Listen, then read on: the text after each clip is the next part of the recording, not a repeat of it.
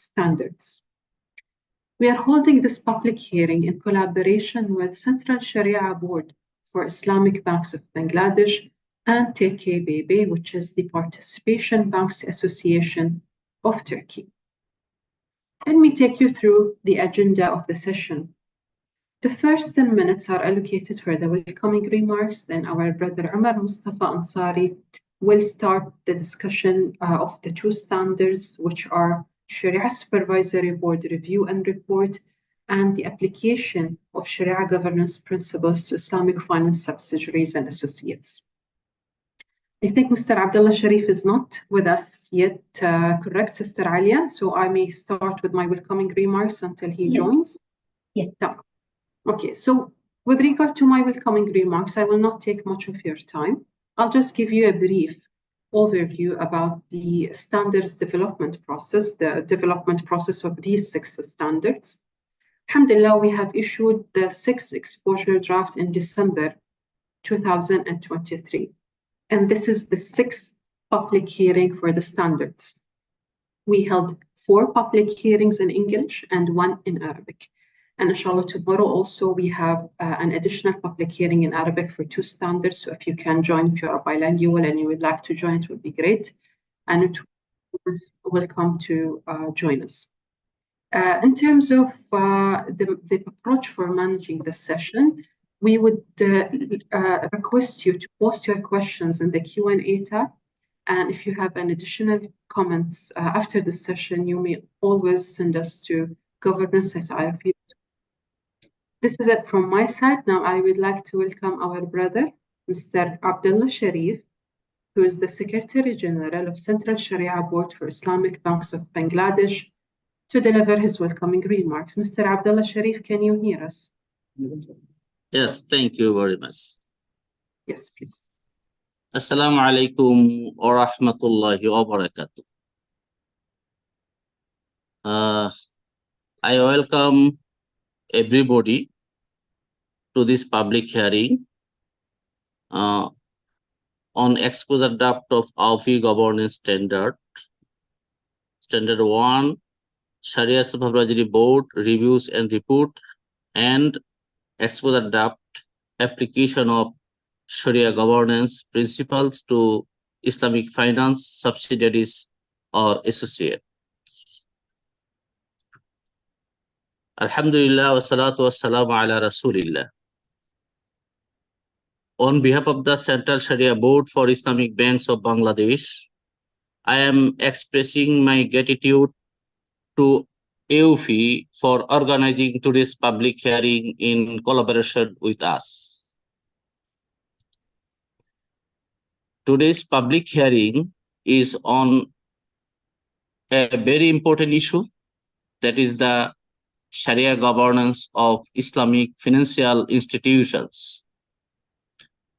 The Central Sharia Board for Islamic Banks of Bangladesh is continuously working to introduce better Sharia governance practice and enhance the competency of Sharia professionals, including Sharia Supervisory Board members in Bangladesh. A member of AAOIFI, we emphasize AAOIFI standard in our work, and we promote this standard to the Islamic financial institutions in Bangladesh and to the regulators in their policy formulations. Alhamdulillah, our work is bringing a change for the better. Now the AAOIFI standard have highest level of acceptance within the Islamic financial institutions in Bangladesh. These standards are referred to in Bangladesh Bank's guideline and quarterly reports on Islamic banking, and also in the rules issued by the Bangladesh Securities and Exchange Commission. Due to our relentless effort together with our partners Bangladesh holds the highest number of AAOIFI, CIPA, and CSA fellows. The number currently is above more than 600. A large number of them are Sharia experts and several sitting at Sharia supervisory boards.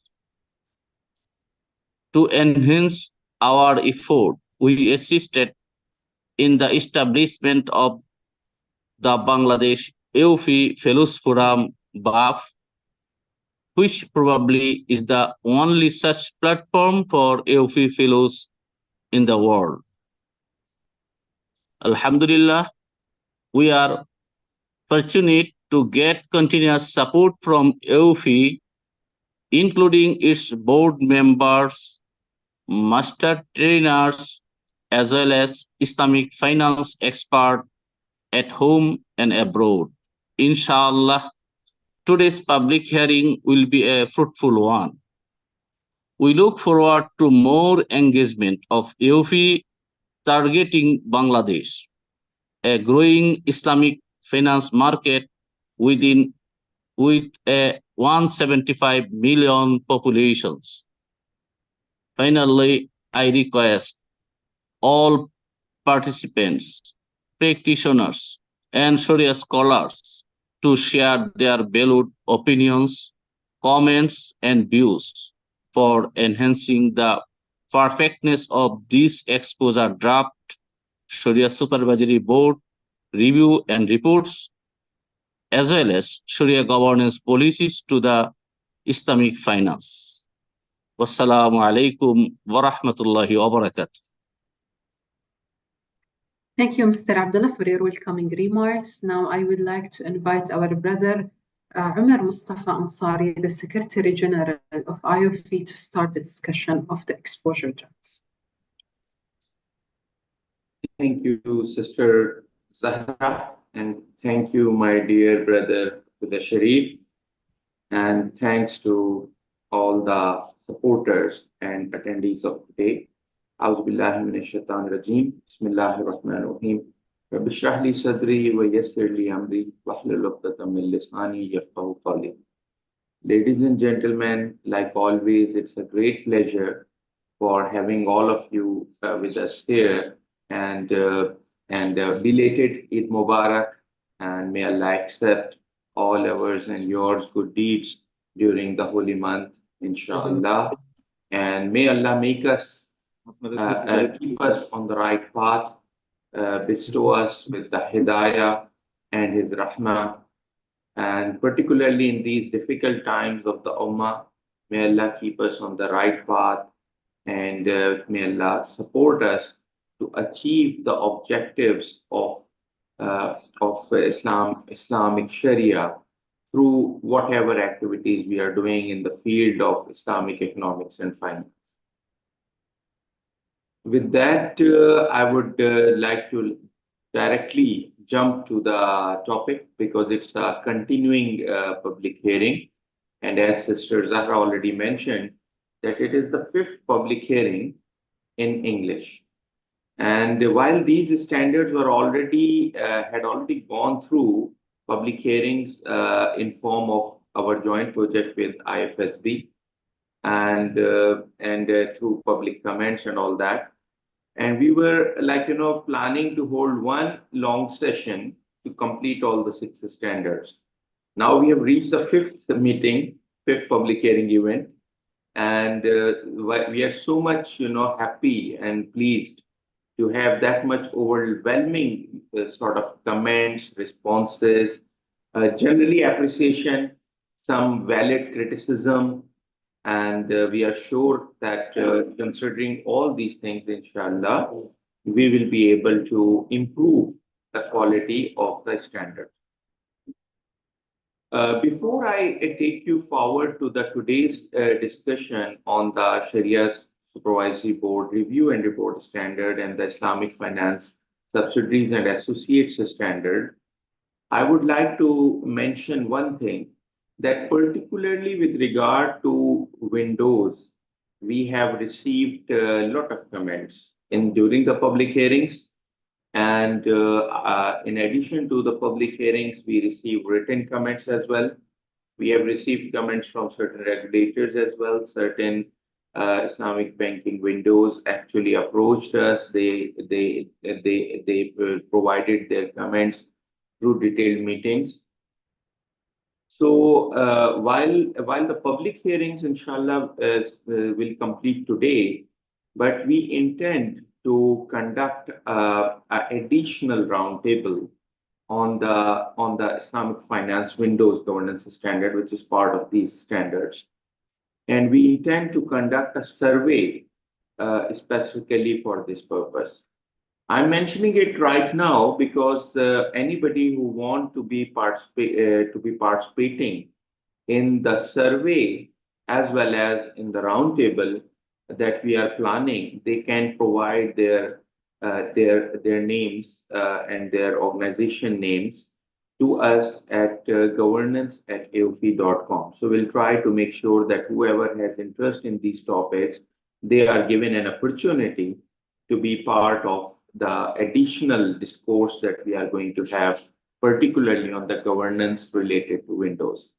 And particularly those representing Islamic finance windows today here, and those who are representing regulators here, they are particularly requested to provide their names and their organization names so that they can be sent an invitation to either both, that is the survey or and the roundtable, or again, since the roundtable may have limited number of seats, so at least with regard to the survey, they should be part of it. So I just wanted to mention it for two reasons. Number one, that while we are completing the public hearing sessions, there's still some processes going on with regard to improvement in the standard before we complete it, number one. And number two, to provide all of you an opportunity to further provide your additional comments, etc. Anybody who is unable to attend the public hearing or to take part in the survey, but is still, if they have any important comments with regard to particularly the Windows standard, please send us your comments at governance@aoifi.com.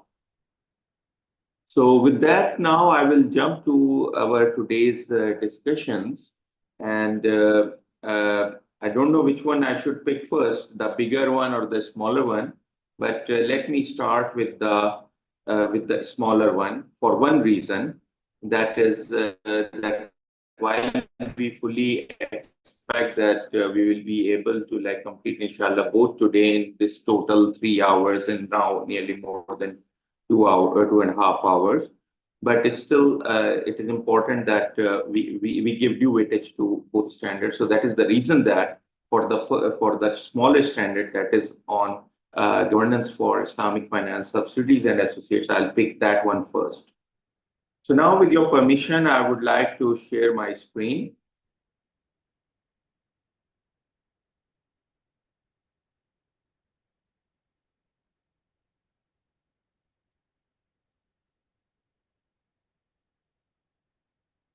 I think it was not shared properly.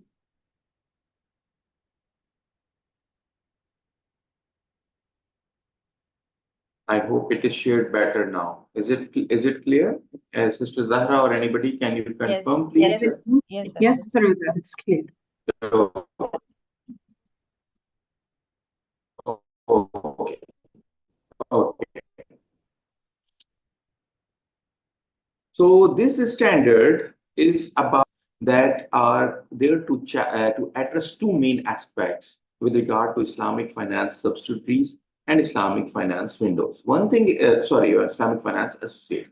One thing I would like to emphasize that we are encouraging this point, that the regulators should come up with a formula that when the Islamic finance windows reach a reasonable size, then they should either be converted into full-fledged Islamic banks, or if the shareholders of the parent bank are not willing to convert fully to Islamic, then the windows should be converted to subsidiaries.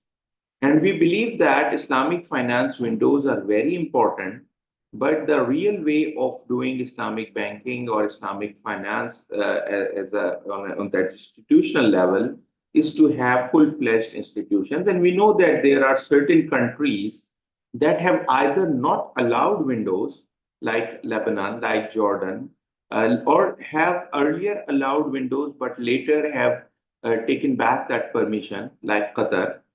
And we know that the reason behind is that behind the same is that the governance for Windows and reputation risk and certain other challenges have been always difficult to address.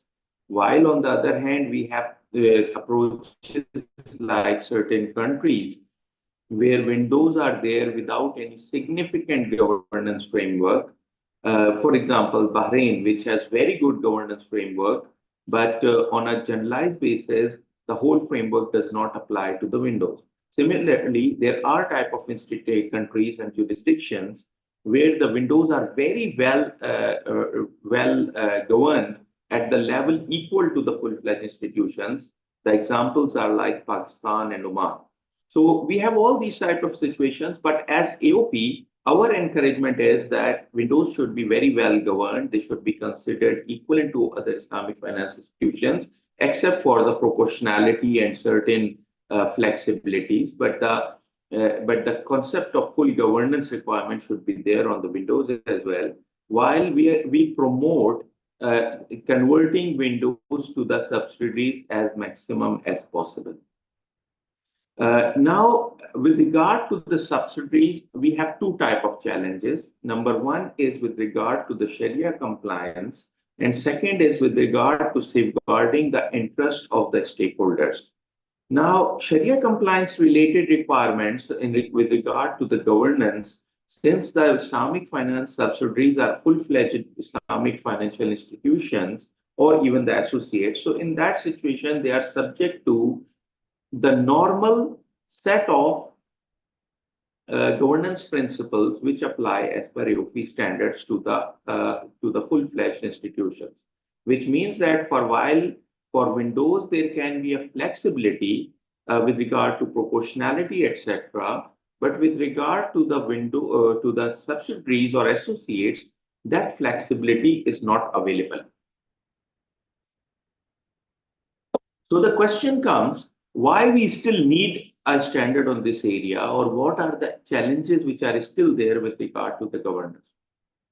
We believe that the Sharia compliance related requirements or Sharia compliance related governance challenges might not be that much in Islamic finance subsidiaries and windows if they follow the full governance framework. But the additional challenges that come from the stakeholders' interest, they are the one that we need to address, particularly in this standard, as the minority shareholders, for example, or the investment account holders who are also participatory investors and have a risk and reward with the underlying assets, their interests need to be safeguarded. Similarly, there are challenges with regard to the transactions between the subsidiary and the parent, which is similar to the window, but this is slightly different because in window you have internal transactions, while here you have external transactions. Similarly, you have the challenges with regard to the influence that can be kept by the or exercised by the parent bank on the subsidiary or the associate with regard to the strategy, with regard to the priority of business, and these are the things that can impact the stakeholder interest as well.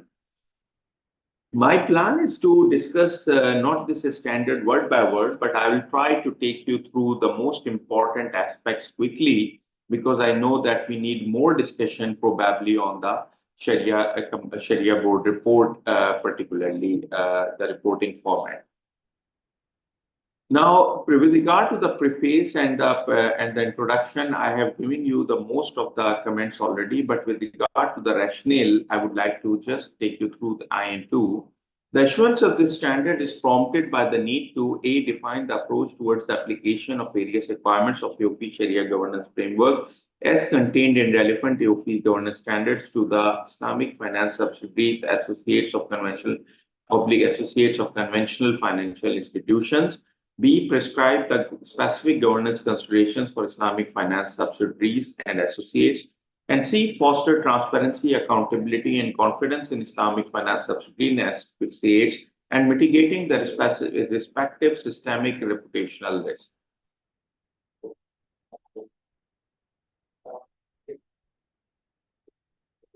Objective of this standard is to establish a comprehensive framework for the consistent and effective application of Shari'ah governance principles. Shari'ah governance principles to Islamic finance subsidiaries and associates of conventional financial institutions while recognizing their distinctive features, needs, and challenges. As a scope, it applies to all subsidiaries and associates, which are defined in the standard. Conventional parent or conventional controlling influencing institution in the specific context of the standard is a conventional financial institution which controls or exercises significant influence on an Islamic finance subsidiary or Islamic finance associate respectively. So in case of subsidiary, there is a control, but in case of a associate, it is a significant influence.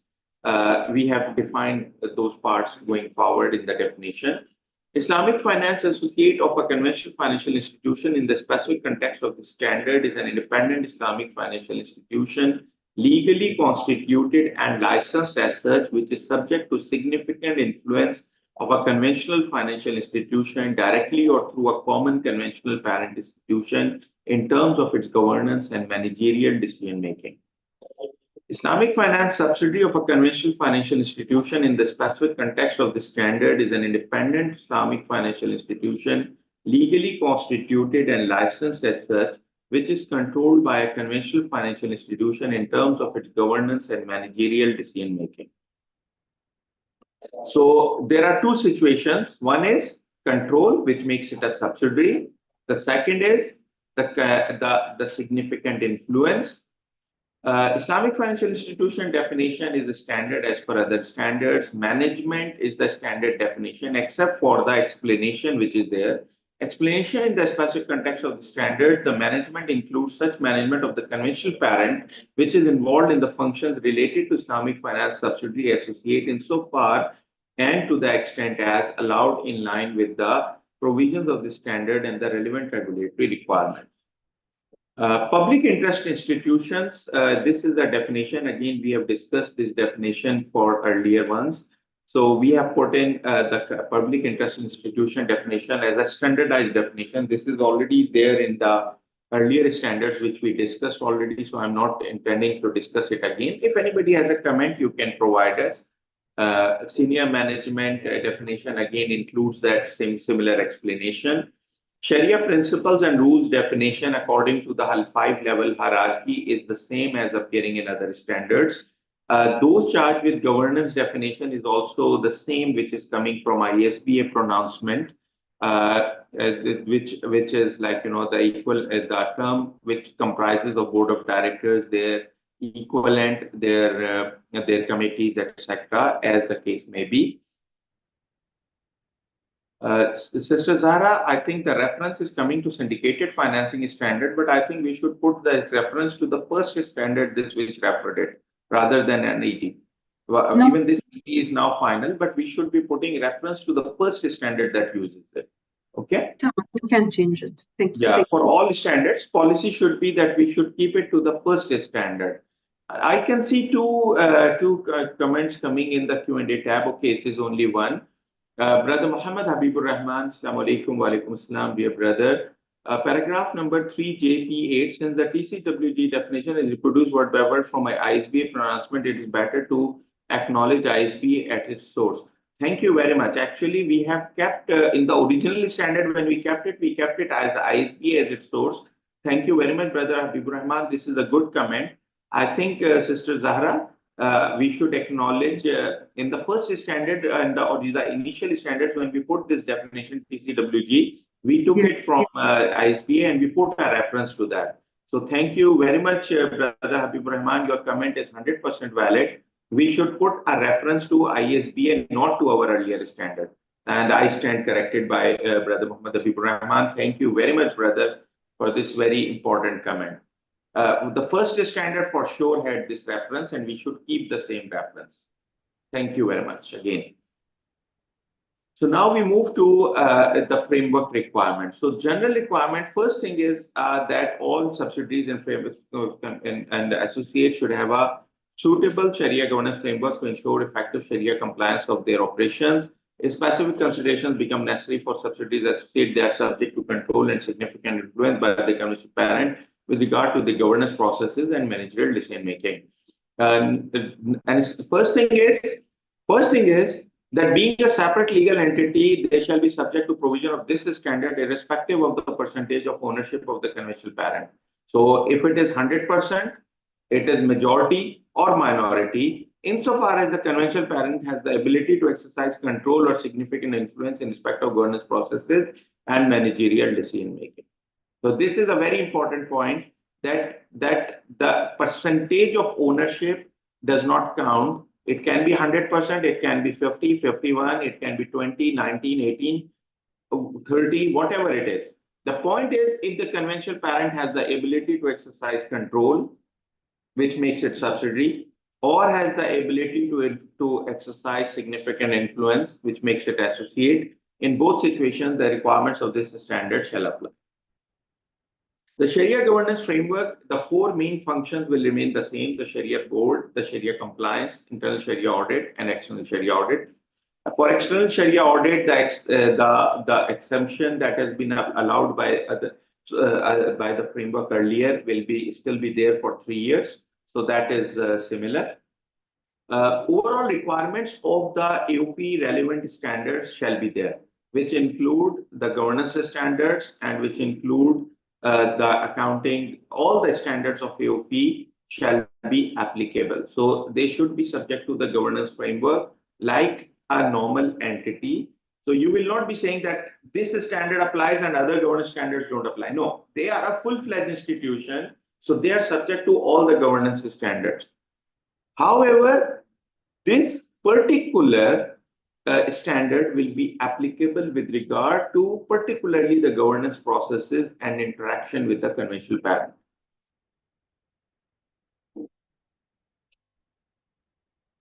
There is a comment in the Q&A tab. Brother Muhammad Habibur Rahman has another comment. Paragraph 6AP8, using the full form Shari'ah Supervisory Committee instead of an SSB would be more appropriate. Brother Habibur Rahman, we don't use the term Shari'ah Supervisory Committee. We have the term Shari'ah Supervisory Board. Sister Zahra, whenever we use in the standard, first time the Shari'ah Supervisory Board, we use the full term. So you just need to check based on comment by Brother Muhammad Habibur Rahman that if we have used it for the first time or we have used it already in the standard. If we have not, Brother Muhammad Habibur Rahman corrected like a comment as Shari'ah Supervisory Board. Brother Habibur Rahman, thank you very much. We will just check if it is used for the first time in the standard. So Marjan and Zahra, sisters, if you can kindly note this comment.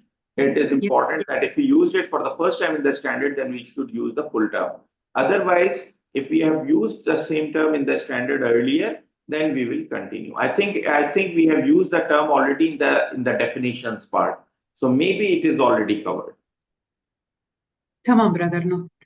Yeah, in the hierarchy, we might have used it already. So in that situation, if we have defined the term already, then it will be okay. In paragraph 9, the GSS, the second S should be capital. If you can just make a note of it. Yes. Okay. So what we are saying that general overall requirements will apply, including the responsibilities, fit and proper criteria, and other aspects of all the governance aspects shall apply as it is. On the subsidiaries as per the relevant AOP governance standards, which includes the governance standards which are in exposure draft form as a part of this overall framework that we are working on, or additional standards that are already in place or any standard that come up. So, but these are the ones that will be, this will be there. And so, Sister Zahra, I think we should be saying particularly, not presently. We should simply say particularly these. Okay. You Yes. got my point? We have Yes, to, we here got we you. don't need to say present, we need to say particularly these, because even other ones will apply. Correct. Okay. Now coming to special considerations. First thing is that Central Sharia Board in the markets where it exists has a role to play in the Sharia governance framework applicable to subsidiaries and associates. Those charged with governance and management also have their responsibilities to ensure adequacy of Sharia governance framework for the subsidiary and associate. Independence. Now, the first and the foremost requirement that we have put in is the independence, that it must function as a, shall be and act as, and as an independent IFI. Without, in all respects, without unnecessary and undue interference and exercise of control and influence from the management or the conventional parent.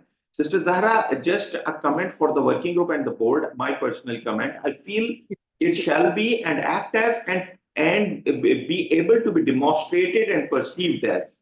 This is important, I think. It's my personal comment, just note it down as my personal comment. We'll discuss it with the board and the working group that even the perception and the demonstration of being independent is important. Correct. We have one comment from Brother Sayyid Imtiaz Abbas Hussain. Assalamu alaikum, brother, and welcome. How Islamic governance process to look to associates, even minor subsidiaries where there are non-Muslim as well as they're on their board. First thing is that on the board of directors or on the shareholders, we have no restriction, or even on the customers, we have no restriction that they must be Muslim. So from AOIFI's perspective, a Muslim can have a contract with non-Muslim. A non-Muslim can say that they have a Sharia compliant product if they follow all the requirements of Sharia compliance and the Sharia governance. So from that perspective, we do not make it, we do not have an objection on that. But we make a condition that the Sharia board, including the Sharia board advisors, the technical advisors, they all must be Muslim. So only for Sharia board, we have this condition. But for other than Sharia board, we don't have this condition. For the management, for the employees, for the owners, for the board of directors, those charged with governance, we don't have this condition. If you allow me, I will just make a comment here. Some time back, I had an event, I was speaking in an online event for ILO, International Labour Organization, and they were having a session on Islamic microfinance, and they had some questions, and I responded to their questions. And the one question they raised that every single person in the room that we are talking, we are all non-Muslims. So do you believe that we can do Islamic microfinance? So my point is, my point that I said to them, I'm not saying that it's AOIFI's official view. AOIFI's official view I mentioned already. But my point to them was that insofar as you believe in the product and you follow the rules applicable on the product, there is no harm and you can all do Islamic microfinance. The same thing applies here, my dear brother, that even at times we have Muslims who don't believe in the product. Even if we have Muslims who don't even believe in this either way. Some of them, on one hand, they say this Islamic banking is non-Islamic. On the other hand, they say there is no difference between this Islamic and conventional, and we are just dealing it as a product. So from those ends, we believe that Islamic finance is different from conventional, and in order to do it properly, you need to believe in it. This is a fundamental point. From this perspective, we just request all our non-Muslim brothers and sisters who are part of the Islamic finance system as employees, as management, as the board, as the shareholders, we request them only one thing, that if you are into this business, then please believe in this business. Believe in this one and follow whatever is there on an honest basis, on a fair basis. So the Sharia compliance requirements, the governance requirements, the ethical requirements, if you follow all of them, then we have no harm in having it as non-Muslims. So from our perspective, we have put restriction with regard to being Muslim only at one place, that is with regard to the appointment and the fit and proper criteria for Sharia board, including the Sharia board members and the Sharia board technical advisors. Thank you very much, Brother Imtiaz. Muhammad Habibur Rahman again. One question, please, on paragraph 7, page 9. We see external Sharia audit is made mandatory for public interest institutions after a period of 3 years from the effective date of standard. But in Bangladesh, currently, there is no external Sharia auditing or rating system in place. In the absence of such system, Bangladeshi institution might face challenges in complying with the standards mandate. What are your suggestions for Bangladeshi institution? Brother, I would not make this suggestion only for Bangladesh. While Bangladesh might be in a better position, as Brother Abdullah Sharif already said, that you have 600 plus CSA and SEPA fellows, which means that the good quality human resource that can be utilized to conduct Sharia audits is already available in your market, much more than several other markets. So from that perspective, we believe this is something, and every good thing has a one day, one day when you commence the good things. So Rome was not built in one day. So you need to put these things time to time. That is the reason that we have put 3 years time. That 3 years time is probably good enough for the audit firms to get prepared. What I suggest, and I request our brother Abdullah Sharif and all other important stakeholders in Bangladesh, that I would appreciate if you can involve the Institute of Chartered Accountants of Bangladesh and other regulators and other important stakeholders, do a roundtable on this topic and initiate the concept of bringing up this external Sharia audit system. AOP would be more than willing to conduct specific workshops, etc., and roundtables, etc., for the auditors to enable them to be doing this. And I know that a lot of our colleagues who have qualified SEPA CSA programs are chartered accountants and ACCAs from Bangladesh and obviously other parts of the world. So they are always in a position to to initiate this thing. Obviously, it's a good professional business line as well. Based on my own personal experience in Pakistan, when I was part of Ernst & Young, we conducted Sharia audits of lots of banks and Takaful entities. For Takaful, it was mandatory, but for banks, it was not mandatory. It was all voluntary. We just had to convince the bank management that it is in their real favor, and we used to convince the Sharia boards also that it is in their favor that they are actually able to get independent assessment of the implementation of Sharia principles and rules. So considering all these things, I would like to say that we are always available not only to Bangladesh, but to all countries. And our purpose of having our fellowship programs like SEPA, CSA, and CSE new program, Certified Sharia Auditor and Certified Sharia Expert program, which have replaced the old CSAA program, they are all with the intention to develop top quality human resource who is able to perform the relevant functions, including the internal and external Sharia audit functions for the Islamic finance industry.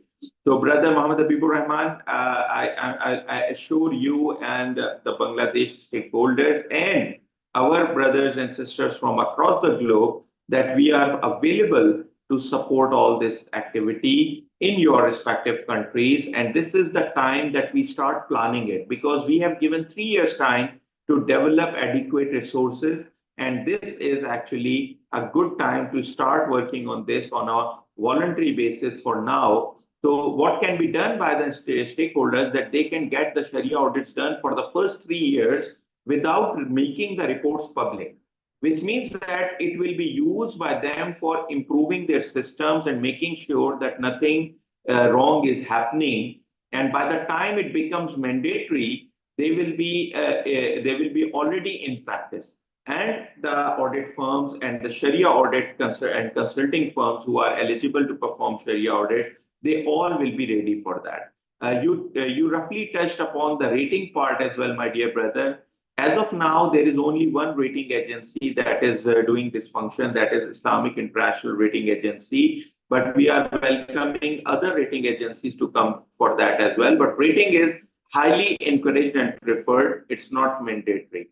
But we are encouraging for rating agencies, the well-established credit rating agencies, as well as the new institutions to come up and take up this function.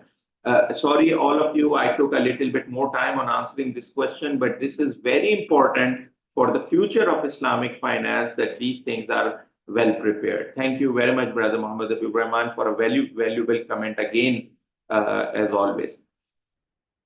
There is comment from Brother Muhammad Abdurrahman. Assalamu alaikum and welcome, brother. Responsibilities of senior management and those charged with governance, how can be differentiated? Both senior management and those charged with governance can be same. It should be more clarified. Brother Abdurrahman, senior management is the CEO and the most senior officials who are the decision makers within the management. So that is different from the board of directors and other committees of the board of directors who are part of those charged with governance. So the first thing is those charged with governance are in hierarchy above the senior management. And secondly, their responsibility is not day-to-day decision making, but their responsibility is the supervision, oversight, and strategy implementation. On the other hand, management is there to, strategy development. While management is there to implement all these controls and everything and take the day-to-day decisions. Thank you very much, Brother Muhammad Abdurrahman. And I think that further clarification is already provided in the definition itself as well. Next comment is from Brother Muhammad Shahid Salim, Para 11, independence. How can subsidiary or associate ensure independence when it already under control of parent entity? It's an excellent point, Brother Muhammad Shahid Salim. Our purpose of developing this standard is actually to try to put some controls on ensuring that independence. Partially, your question will be answered here, but the purpose is that as a core governance principle, it is the responsibility of the parent to provide adequate level of independence. Sister Zahra, I think we should, the problem is our standards are not applicable on the parent. Our standards are applicable on the subsidiary. So we cannot say on this side that the parent's responsibility is to give independence because the parent is a conventional which is not subject to our standard. Yes. But I think that based on Brother Shahid Salim's comment, we need to provide some guidance in the basis of conclusion that how independence is to be provided. Obviously, there are some controls that we have put in this standard, but even other than that, what needs to be done needs to be a bit explained, I believe, in the basis of conclusion. Thank you very much, Brother Shahid Salim. Brother Muhammad Habib Rahman, okay, thank you. My pleasure, my dear brother. So let's move ahead with this discussion. So we discussed about independence, and now coming to the most important aspect here, safeguarding the interest of stakeholders and fiduciary responsibility. The governance and business model of an Islamic finance subsidiary and associate shall take into consideration the interest of key stakeholders in the Islamic finance subsidiary associate, including investment account holders and minority shareholders. The Islamic finance subsidiary associate also has a fiduciary responsibility towards its IHs and depositors, and customers and or participants, and it shall ensure fair and equitable treatment for all stakeholders. So the point is that while you control 90% or 80% or 51% or at times 100%, still there are stakeholders whose interests need to be safeguarded. They are here to considering it a pure Islamic. So you cannot influence it in a manner that supports the conventional business rather than the Islamic business, or in somehow their monies are used for the conventional purposes. We know that there are even instances where the subsidiaries passed on the monies that were collected from the common man to their conventional parents through for example, a tawarruk transaction. We know that AAOIFI Sharia standard does not allow a tawarruk transaction to be conducted with a conventional bank. It says that it should not be conducted with conventional institutions and should not be a means for this, but with this something which is commonly practiced in the market. We are trying to put controls here to safeguard the interest of the stakeholders of the Islamic finance subsidiary or associate, which should not be compromised for the benefit of the conventional parent. This is the most important element here. Those charged with governance of an Islamic finance subsidiary or associate shall bear the full fiduciary responsibility towards the stakeholders, including the shareholders and IH of the Islamic finance subsidiary associate.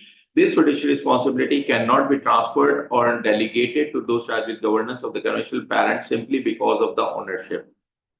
Sister Zahra, just make a note of it, including the shareholders, in bracket we should say, and minority shareholders. Okay, because the parent is itself the major shareholder. But we are talking about minority shareholders and other shareholders. Because in case of associate, there can be other shareholders as well. Yes.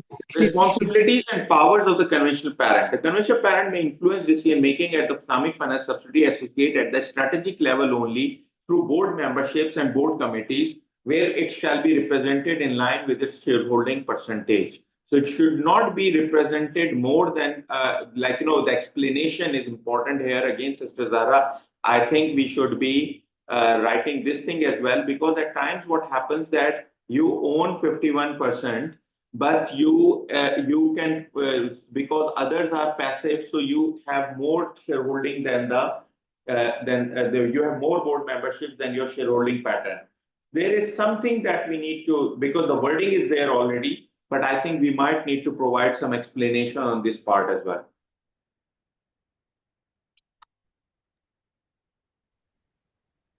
Conflict of interest in appointment of those charged with governance. In order to avoid conflict of interest, representatives of the conventional parent who are part of those charged with governance, normally the board of directors of an Islamic finance subsidiary or associate, shall not be allowed to vote on any issue which is or is reasonably perceived to be benefiting the conventional parent at the cost of the interest of the stakeholders of the Islamic finance industry, subsidiary or associate, or creating a reputational risk for overall Islamic finance industry. So we are creating two conditions here, that if it is something benefiting the conventional parent or if it is having a reputational risk, then those who are representing the conventional parent should not be voting on this part, because that is a conflict of interest.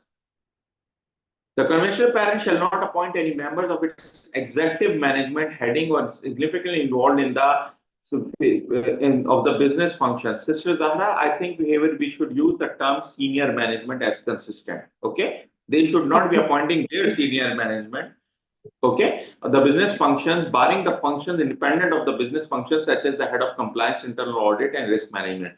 So we are saying that if the conventional parent's head of retail sits in the subsidiary board, he may have an influence. While again, influence can be exercised by all the directors, particularly the board, the executive management or senior management people will do it. But we are saying that if you put the people from the control functions, they will not be having a personal benefit in any this sort of decision making. And that is something that can influence some of the decisions. We know that there were some comments on this one when we were doing the public hearing on the joint public hearing, and we were in the public consultation phase as a joint AAOIFI framework. So this was one of the area where we had some comments. So we request again all of the participants today to provide their comments, because this we believe is a very important control. So what we are saying that the business function heads of the conventional parent should not be sitting on the subsidiary board.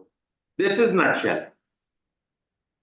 It can, however, appoint any of the non-executive members of its those charged with governance. So if the conventional parent has non-executive board members, they can be part of the board of the subsidiary as well, subject to relevant regulatory requirements and compliance with other AAOIFI governance standards.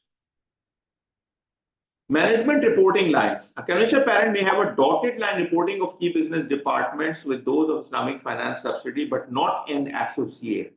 In case of subsidiary, a dotted line reporting can be there, but still it's a dotted line reporting. We are not saying that their main reporting line will be like that. Since the Islamic finance subsidiary or associate is a full-fledged institution, so it should follow the overall governance framework of AAOIFI and the regulator. It should not be having a direct reporting line to the parent, but it should have only a dotted line reporting, which means that at the group level they can integrate the group level strategy and things. but not the direct reporting line. And it means that their performance assessment should not be done by the parent. Obviously, their input might be needed, but the performance assessment and other appraisals and all these things should be done at the subsidiary level according to the governance framework of the subsidiary and the associate. And in case of associate, even this dotted line reporting should not be allowed. Reason is that we want Islamic financial institution to be free and independent and free from conflict of interest with regard to any influence of the conventional parent, which can result in a influence. We are aware of the situations. When we were going through this thing, we were aware of the situation where the conventional parent did not want the Islamic subsidiary to approach some customers. We at AOIFI are here to support Islamic finance, and we believe that conventional business, which is interest bearing, is not permissible in Islam. So from our perspective, any restriction on growth of Islamic finance is against Sharia principles. I'm just giving you one example, but there are a lot of examples like this which actually influence this. We know there are some parents and subsidiaries whose strategy is that subsidiary mainly only is for retail deposit taking, because a common man normally goes for Islamic banking for their normal accounts. So they go for retail deposit taking, and they don't go for the major financing activity at the subsidiary level, and they use subsidiary mainly for this purpose. We have seen situations like this in certain markets. Now, I'm sorry, one thing I should have said in the beginning of today's discussion, that while this issue was not very significant till few years back, but now it is becoming more and more significant because of growth of Islamic finance. Some strong financial institutions which are conventional even have acquired Islamic financial institutions which were not that much strong. So we have seen this situation in Bahrain, in Oman, and we are afraid that this situation may be increasing in the coming years. And reason is that as this business is growing, the conventional parents will have more attraction towards acquiring Islamic finance subsidiary. So it will be happening that a conventional bank may acquire an Islamic banking subsidiary in a country where Islamic banking is more profitable or more prevalent. Similarly, a larger Islamic bank, a conventional bank in one of the markets can purchase an Islamic subsidiary. If Islamic bank acquires a conventional, which used to happen earlier and is still happening, in that situation, it has to convert the subsidiary because it cannot hold a conventional institution. But what happens that if a conventional acquires the Islamic, it becomes subsidiary. And all these challenges become very significant in that situation. And we have seen situations, at least in Bahrain and Oman, that certain conventional institutions have acquired Islamic subsidiaries. And this is where the need and challenges related to this issue are increasing. Sorry.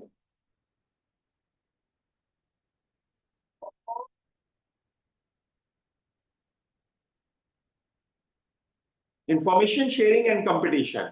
Any sharing of customer level information between Islamic finance subsidiary and the conventional parent should not be detrimental to the long-term invest of the minority shareholders and IH of the Islamic finance subsidiary.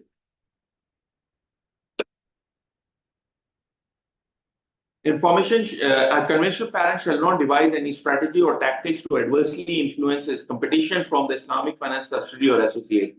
For example, by prohibiting the Islamic finance subsidiary or associate from approaching certain categories of customers or business segments, if it is deemed to be against the interests of the minority shareholders and or IH of the Islamic finance subsidiary or associate. Sister Zahra, I think minority shareholder apply for subsidiary, but other shareholders also apply in case of associate. I think we need to find some appropriate wording here. Okay? No problem. I think we should be using the term shareholders, including minority shareholders of the Islamic finance subsidiary or associate. But I think because minority shareholder apply only to subsidiary, and for associate, it is other shareholders. So earlier at one place, we used only the term shareholders, and most of the places we are using only the term minority shareholder. So I think we need to align these two and make a proper, other shareholders can be the better term. Brother Muhammad Habibur Rahman has another comment. Since that standard has been specifically prepared for Islamic finance subsidiaries and state of conventional financial institution, the title of the standard should be Application of Sharia Governance Principles to Islamic Finance Subsidiaries Associates of Conventional Financial Institution. Brother Muhammad Habibur Rahman, your comment seems to be good, but only thing is that we don't have only the Sharia governance principles, we have the overall governance principles, like where we are saying that they cannot appoint the directors like this. It's not a Sharia governance principle, it's a corporate governance principle. Just try to understand that Sharia governance principle may not be primarily addressing the appointment of a board of directors member. You got my point. So that we will take your comment to the board and working group and we'll discuss it. We are not ignoring your comment, but I'm just providing you a response on this point. Sister Zahra, please make a note of this point by Brother Muhammad Habib Rahman. We'll discuss it with the working group and board, but also keep my comment in response to that, because this corporate governance principle, couple of corporate governance principles are also part of this one. All right.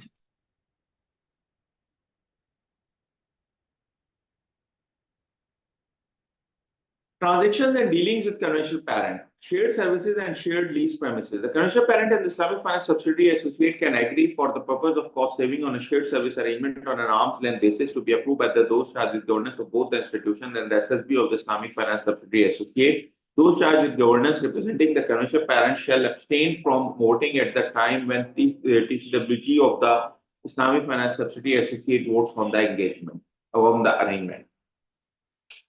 Shared services and shared lease premises. Such a shared service arrangement shall take into consideration that no employee of the Islamic finance subsidiary or associate can be coerced directly or indirectly to work for the conventional parent, nor can the Islamic finance subsidiary associate lease any part of its physical infrastructure or systems to the conventional parent.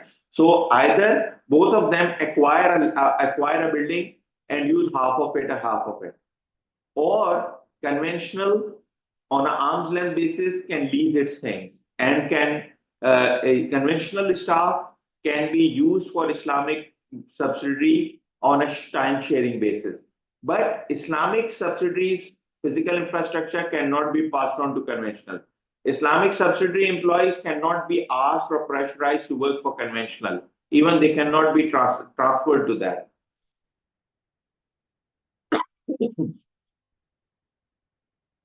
If the Islamic finance subsidiary associate decides to co-locate on its conventional parent, it shall ensure that this arrangement does not affect its brand identity in the perception of the general public. Internal fund placement. An Islamic finance subsidiary associate may receive funds from its conventional parent under Sharia compliant contract in line with Sharia principles and rules. However, it cannot place funds with its conventional parent or with any other conventional financial institution, either directly or through a third party. Reporting and disclosure. An Islamic finance subsidiary associate shall make adequate and duly segregated disclosure in the financial statement in respect of related party transactions and balances with conventional parent in line with the requirements of relevant AAOIFI phases. Additionally, it shall identify, not will, Sister Zahra, it shall identify the nature of contracts and transactions, particularly those in line with the requirements of paragraphs 20 to 23. Yes. And this standard will become effective on 1st July 2025 along with other standards. We are planning to finalize all these standards by June, inshallah. Our effort is, but if we are unable to do it, then maybe this date might be extended slightly. We would request all of you to provide your comment with regard to the effective date of the standard. Okay, so with that, our first standard for today is completed. And although we had some very good, very valuable comments, but I'm happy, Alhamdulillah, that we were able to manage time reasonably. So now let me move to the next standard, that is on the Sharia Supervisory Board, SSB, review and report.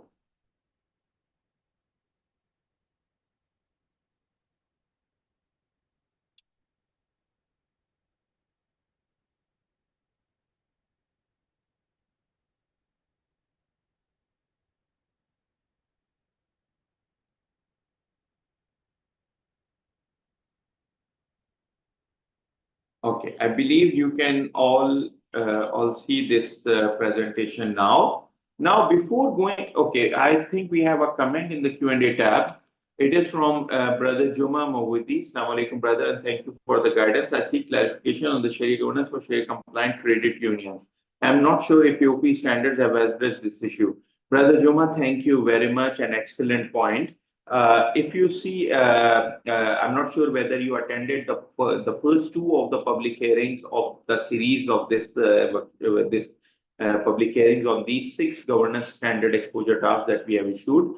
The first one is on the Shari'ah governance framework, and that provides other institutions. There is a section on other institutions, and there is some discussion with regard to the proportionality. And we have clearly mentioned that all other type of Sharia compliant institutions shall also follow the governance framework as applicable. We did not use the term credit union particularly, but I think we talked about microfinance institutions.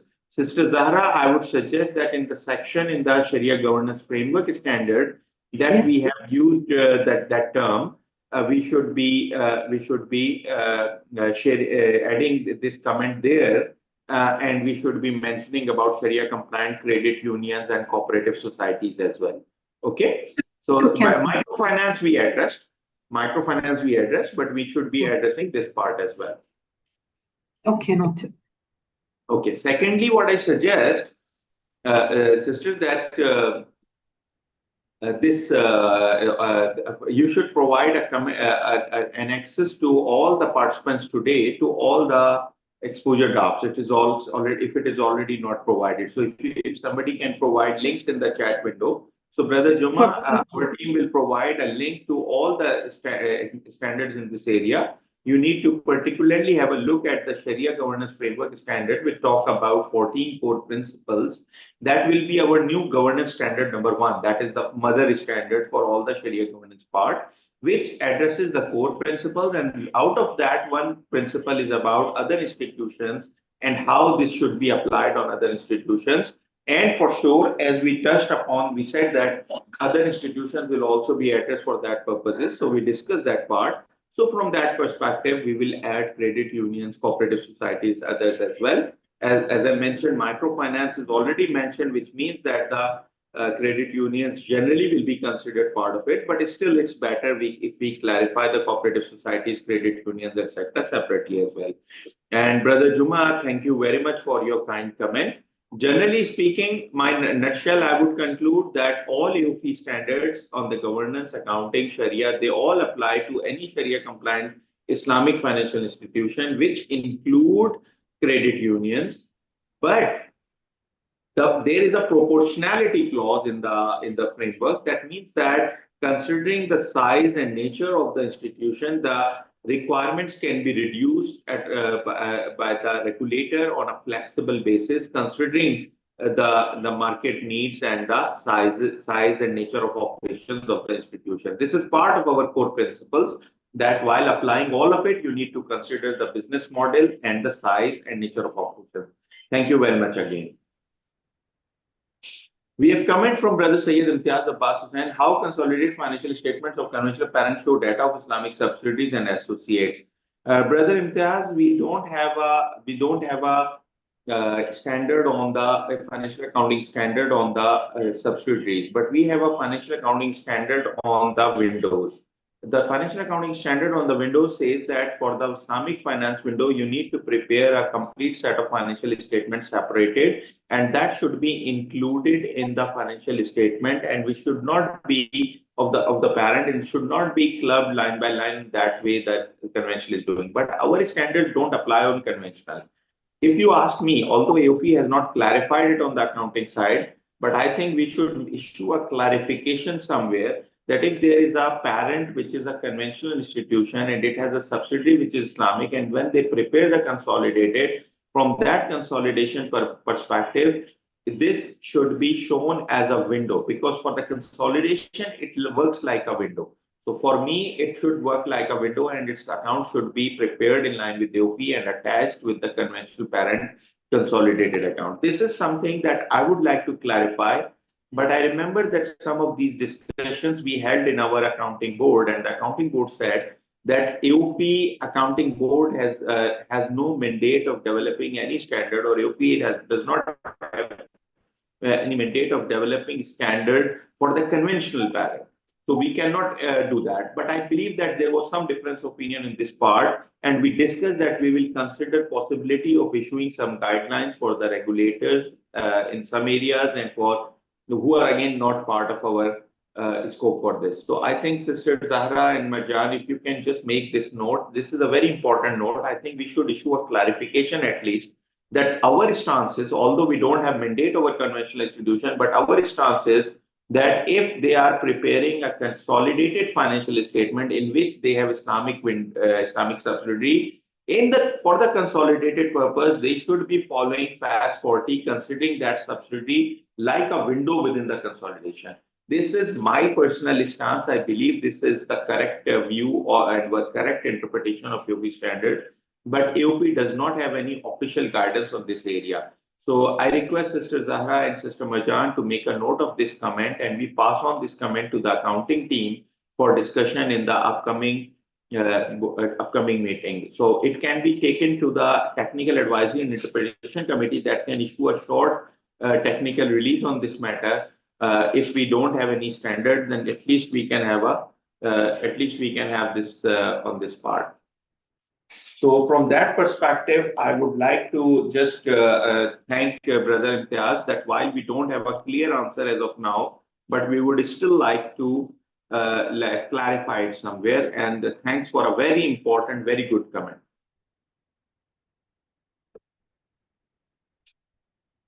Brother Juma, thank you very much for being here with us, and our pleasure if we are able to provide you these comments.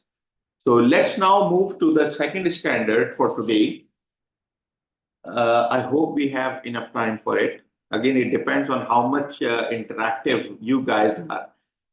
Okay, this standard is on Shari'ah Supervisory Board Review and Report. If you recall, in the earlier public hearings, we discussed two standards already on the Shari'ah Supervisory Board. First is on the Shari'ah Supervisory Board Appointment and Composition. The second is Shari'ah Supervisory Board Functions and Operation. These are two standards that we have discussed already in the earlier public hearings. This is the third standard on Shari'ah Supervisory Board Review and Report. There will be another continuing standard, as I mentioned, that is our governance standard number 5, which is on independence of Shari'ah Supervisory Board. So going forward, once all these standards are finalized, for the Shari'ah Board, we will be holding 4 standards: appointment and composition, functions and operations, review and report, independence. Now, this standard addresses the review and report part. What were the earlier standards that we had in place? So GS5 on independence was already there. There was GS1 on Shari'ah Supervisory Board appointment, composition, and report, which is still in place, which will be superseded by these. The second, Shari'ah review, GS number 2. Now, what we are doing, that we are superseding old GS1 and GS2 with these standards, which will be taking place of these standards. So this standard, particularly the one that we are going to discuss right now, that Shari'ah Supervisory Board Review and Report, it has 2 segments. One is related to review, which is more or less the same with some improvement, alignment of terminology and slight improvements coming from existing GS2. The purpose was alignment. So either we keep it separate or we continue. Now, there was one thing that earlier situation is we have an appointment, composition, and report as one standard. We believe that appointment and composition have less linkage with the report, while review is directly linked with report, because report is based on the review process performed by the Shari'ah Board, or should be performed. We know that a lot of market practices are that Shari'ah Board is not performing a full review to issue its report, although almost all Shari'ah boards are issuing their annual report, but they are not following the requirements of governance standard number 2 with regard to conduct of the Shari'ah review. Now, we are, number 1, aligning the requirements together with the new AOIFI standards and with this whole governance framework, number 1. Number 2, putting the review and reporting requirements at one place. Third, very important, is that the report format that was issued by AAOIFI for the Sharia Supervisory Board was long time back, very long time back, more than 20 years back.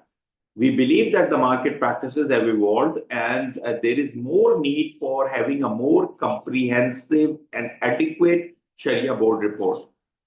And with considering that AAOIFI earlier had an approach that the Sharia board was the one defining Sharia, which means that the Sharia principles and rules were the fatwas and rulings of the Sharia Supervisory Board. But for last 7-8 years, we changed this approach, and now we say that Sharia principles and rules are according to the hierarchy, which include AAOIFI Sharia Board, AAOIFI Sharia standards, which include in the second one is country Sharia regulation, third is central Sharia board rulings, if there is any. Number 4 is Sharia related requirements in AAOIFI's accounting standards. And 5th is Sharia board, which means that since in last 30-40 years, the core principles of Sharia have been established, are being standardized, harmonized through adoption of standards, through country regulations. So the need of defining Sharia at the part of Sharia board is reducing, and we believe that the need of Sharia board's involvement in the supervision activity, the review activity, and its report are becoming more and more important, and that is the reason that we have put in the report. One more thing we need to understand, that the report defines the scope of review as well. So we have enhanced the report significantly, which means that the responsibility of the Sharia board with regard to the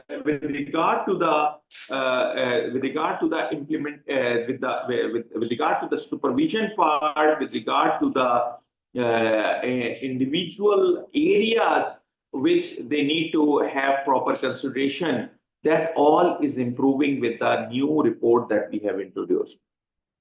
So I think this is enough of the background. Now let me take you through the standard. I will preface an introduction. I'll skip except for only the rationale part and I would say that the significant changes part. So first thing is that we are prescribing more comprehensive and detailed contents of SSB report. This is the most important part. Secondly, the reporting requirements contained in GS1 and the review requirements contained in GS2 are being clarified, aligned, and compiled in one standard, as I mentioned.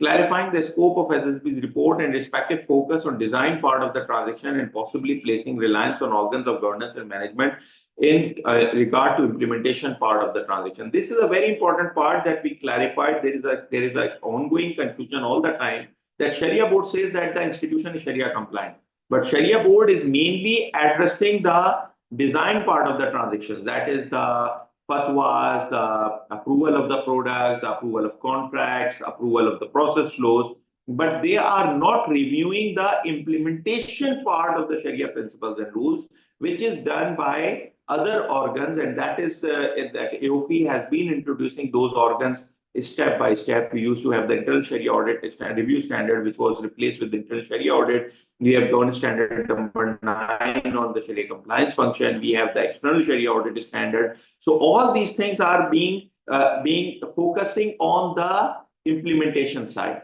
So Sharia compliance department, internal Sharia audit department, external Sharia audit department function, they are emphasizing on the implementation, while the design of the Sharia compliance, Sharia compliant transactions and all that, including fatwa, document approval, process approval, all these things are in the hand of the Sharia board. So we clarified that part as well. And also we clarified that what is the minimum requirement for Sharia SSB's review that they need to do. There was one more confusion. There was one more confusion that a lot of people thought that Sharia review, that is GS2, is overlapping with Sharia audit, and people were confused that what needs to be done by Sharia board and what needs to be done by the Sharia auditor. So we clarified this part, that what is the responsibility of the Sharia board and to what extent they can place reliance on the other functions of governance and management, including internal, external Sharia audits and Sharia compliance. The objective of the standard include to establish a framework of the preparation and presentation of Sharia Supervisory Board's report on the state of compliance of an Islamic financial institution with Sharia principles and rules. That's to standardize the minimum requirements with regard to the contents of SSB report, and eventually to enhance the confidence of the stakeholders in the Islamic finance industry. The main objective is making sure the institution is Sharia compliant and enhancing that confidence of the common man that yes, this institution is Sharia compliant, or this overall industry is actually functioning as per Sharia requirements.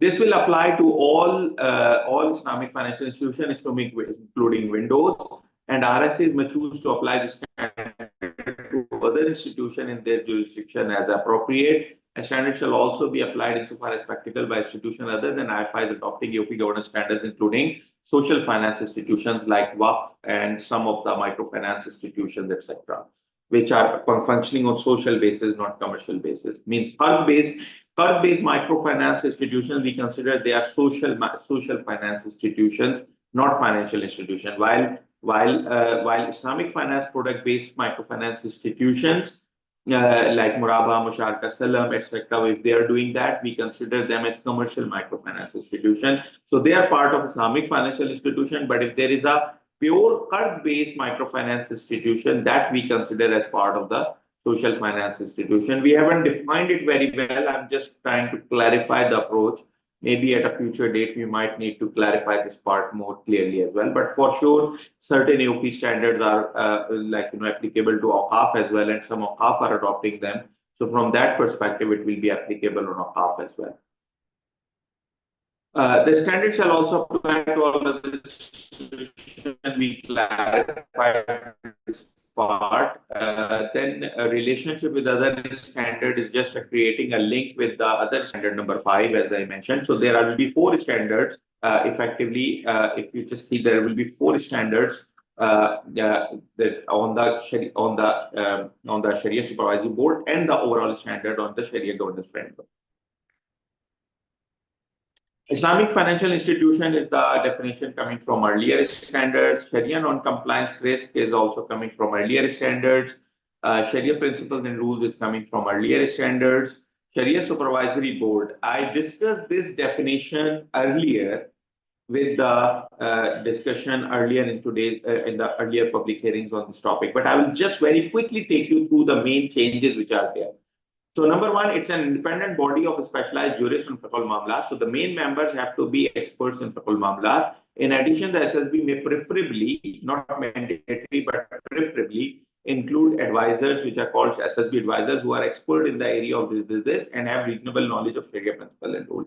So you cannot just take a common accountant unless he understands Sharia principles and rules. So an accountant who understands Sharia principles and rules can be part of the Sharia board as expert advisor, but he cannot be part of Sharia expert as an expert advisor or Sharia board advisor if he's not understanding Sharia principles and rules, and even if he is the best in accounting. The SSB is entrusted with the duty of reviewing and supervising. So they have 2 responsibilities: review, supervision of the activities of an institution in order to ensure that it operates in compliance with Sharia principles and rules. When we say that it operates in compliance with Sharia principles and rule, Sharia principle and rule definition is given above, which means that Sharia Supervisory Board does not fulfill its responsibility if it gives its own fatwas only without referring to the whole hierarchy that has been provided. Because we need to make sure that everything happens in a standardized and harmonized way for the whole industry. So they need to follow the Sharia principles and rules. This is one of the fundamental changes or improvement that we have brought in the definition. The fatwas and rulings related to Sharia matters of the SSB are binding on the institution. Now, SSB's reporting requirement. The SSB of institution shall annually submit a report to the shareholders and other stakeholders as applicable, expressing an opinion on the state of institutions' compliance with Sharia principles and rules. Such report shall be published as a part of the annual report of the institution. So this is a mandatory requirement. There must be annual report, and that report must be submitted to the stakeholders and shareholders, and this report through being part of the annual report of the institution. So if there is a Sharia board report which is having non-compliances and other issues, you cannot just hide it by not publishing it in the annual report. SSB report shall be prepared based on thorough review in line with the requirements of this standard. The SSB review shall be considered among the responsibilities of the SSB. In no manner whatsoever shall be considered as an alternative or equivalent to internal Shari'ah audit or external Shari'ah audit as required in line with the requirements of relevant governance standards. SSB review shall include planning and designing review process, executing review process, procedures, preparation and review of working papers, and documenting conclusion and reporting. Shari'ah boards, before publishing their report, before signing their report, must document all of it, that they have performed a proper review and they have executed the review process, they have prepared proper working papers for it and documented conclusions and reporting. This is a mandatory requirement. Again, this was already a requirement as per AAOIFI standard. Let me clarify. We are just clarifying and aligning the requirements. It was already a requirement for 20 years. I'm afraid not everybody was following it, but the Shari'ah review governance standard number 2 is already there for nearly 20 years. So, so from that perspective, we are just aligning the requirements between the two standards and putting them at one place and improving, obviously, but the main requirements are already there. Planning and designing review process. The SSB review procedure shall be planned so that the review is completed in an effective and efficient manner. The plan shall be adequately developed to include a complete understanding of the institution's operation in terms of product, size of operation, location, branches, subsidiaries, and divisions. Planning shall include obtaining a list of all fatwas, rulings, and guidelines issued by SSB. Planning and designing, Sister Zahra, just I'm concerned about one word here, obtaining or maintaining. Okay. Yeah, you got my point? Maintaining. Because, yeah, Yes. maintaining. I think here it has to be maintaining. Just we need to recheck appropriate wording here. Now I can see a lot of questions coming. I can see 7 questions, but if you allow me to complete this section and then let me take all the questions together. So then understanding the activities, products, and management's awareness and attitude towards compliance with the Sharia principles and rules is essential. This has a direct effect on the nature, extent, and timing of the SSB's review procedure. The plan shall be, okay, one thing, the use of the term, we are not just trying to understand. Review and audit. These are both terms now universally accepted as types of assurance. We say that audit is reasonable assurance. Review is moderate assurance. And obviously there cannot be an absolute assurance. So there is no absolute assurance. There can be reasonable assurance. There can be moderate assurance. Sharia board review is a moderate assurance level. With regard to design part, they are the only decision makers. So we can understand that it will be providing a proper full assurance or maximum assurance, reasonable assurance of that part. But with regard to the review process that they need to conduct, is not that they repeat whole of the audit. No, they need to perform review which will be less than the expectation of audit. Sister Zahra, I think we received some comments on this point earlier as well. So maybe we need to provide some explanation with regard to this. I think it was discussed in Sharia committee also. So I think we need to provide some basis of conclusion properly to clarify the scope and why we are using the term review to distinguish it from the audit and what review means in the professional wording. And what would be the expectation and all that. So maybe proper basis of conclusion on this part are also needed. So their plan shall be properly documented, including the sample selection criteria and sizes, taking into consideration complexity and frequency of transaction. The review procedure shall be designed based on the above input. The review procedure shall cover all activities, products, and location. These procedures shall ascertain whether the SSB approved transactions and products have been undertaken and all SSB approved with hyphen. Sister Zahra, again, we need to check the wording here. I think it's not our style. We should say that transaction and products as approved by SSB have been undertaken. Okay? Yeah. And we want to say whether only the transactions and products approved by SSB, so only should be also be appearing. So I think we might need to just slightly improve the wording here. Okay? Yes, well rephrase. Okay. Then we say that execution at this stage. Now, one part, let me clarify. For the execution, Our standard number 9, Sharia governance, Sharia compliance function says that there should be a secretariat for the Sharia board. If there is no secretariat for the Sharia board, then Sharia compliance department works also as a Sharia board secretariat. So the preference is that the Sharia board secretariat should be separate. But if the Sharia board secretariat is not separate, in that situation, the Sharia compliance department functions as the Sharia board secretariat as well. So for all this, the first question that comes to mind is that who is going to support Sharia board in this? So Sharia board is to be supported in all this review activity by the Sharia board secretariat. And if Sharia board secretariat is not there, then the Sharia compliance department functions as the secretariat as well. So they will have to support the Sharia board in performing and documenting all these responsibilities. So at this stage, all the planned review procedures are executed. The SSB's procedures can normally include obtaining understanding of the management awareness, commitment, and control procedures for adherence to the Sharia principles and rules, and review of contracts and agreements, reascertaining whether transactions entered into during the year were for products authorized by the SSB, reviewing other information and reports such as circulars, minutes, operating and financial reports, policies and procedures, consultation, coordination with advisors and external auditors, and discussing findings with the institution's management. This is all a very summary. We are not putting a whole detailed standard on the review part. Even earlier standard was not very detailed, but this one is a bit more concise as compared to the last standard. The SSBs, now this is an important part we need to understand. And I can see more questions coming in, but please allow me to complete this review section, and then I will address all the questions together.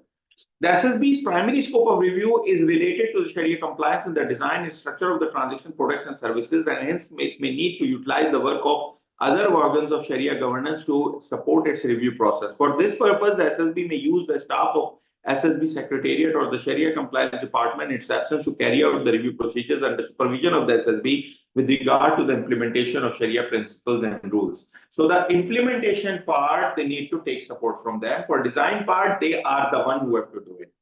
The SSB may also rely on the work carried out and the reports issued by the internal Sharia audit function and the external Sharia auditors where applicable in order to support its conclusion. So instead of doing all this work in detail, if they believe that the internal and external Sharia audit function are effective, they can use their work. They just need to mention in their report that they have used their work. Now, preparation and review of the working papers. So with regard to the working papers, it is required that all the documentation, all the work, all the review procedures, the planning as well as execution, all of it should be properly documented, which should be complete, adequate, cross-reference to the respective review procedures. Then documenting conclusions and reporting, the SSB shall document its conclusion and prepare its report to the shareholders and stakeholders as applicable of the institution based on the work conducted and discussion held.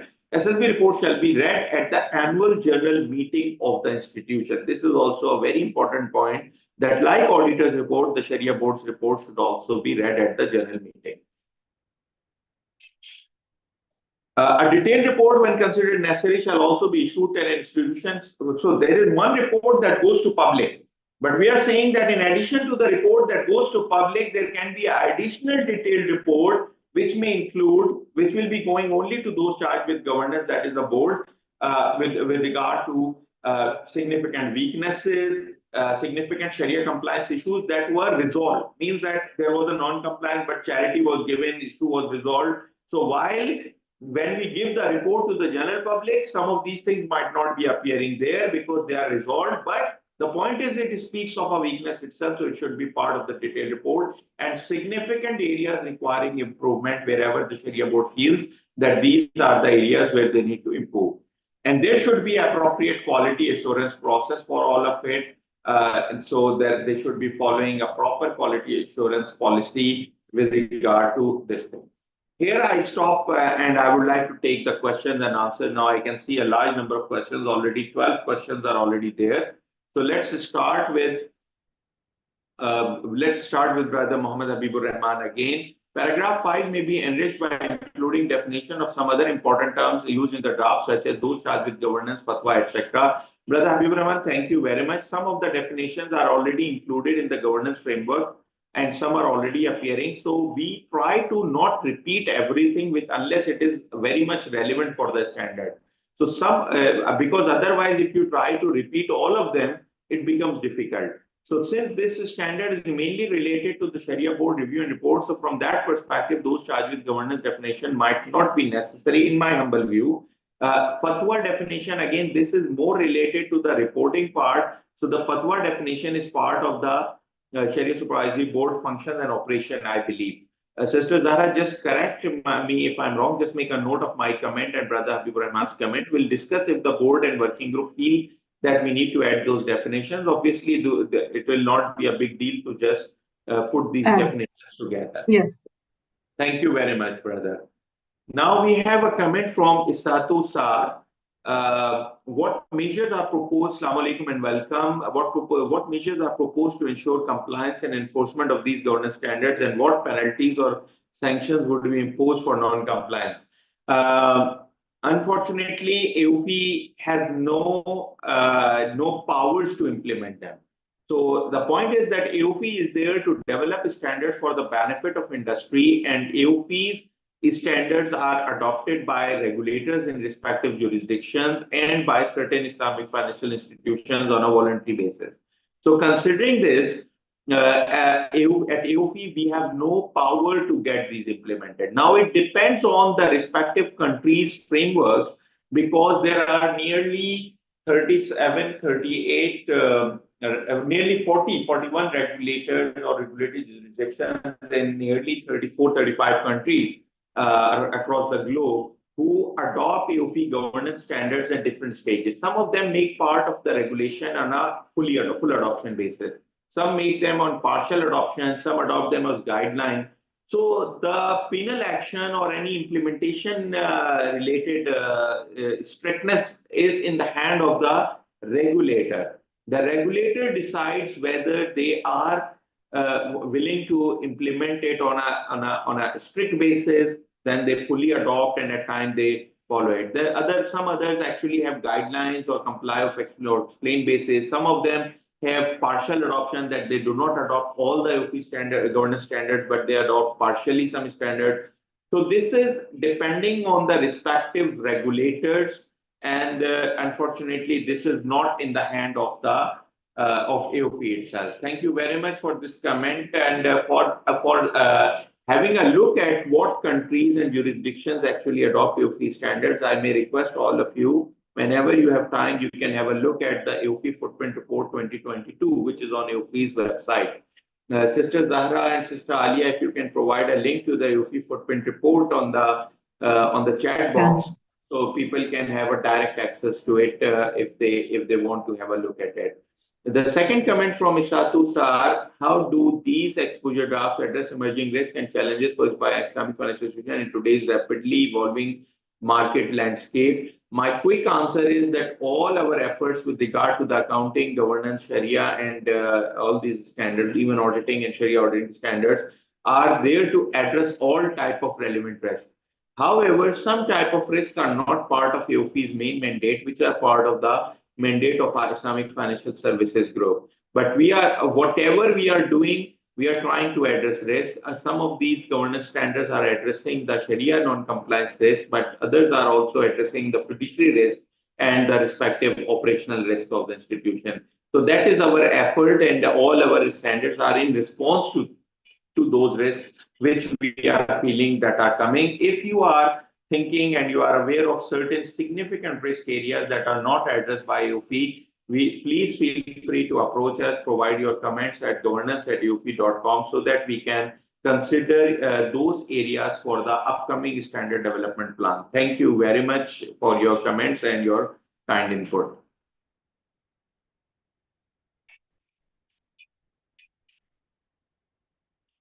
Again, comment from Satu Sar: how do these proposed standards accommodate the unique cultural and regulatory context in which Islamic financial institutions operate?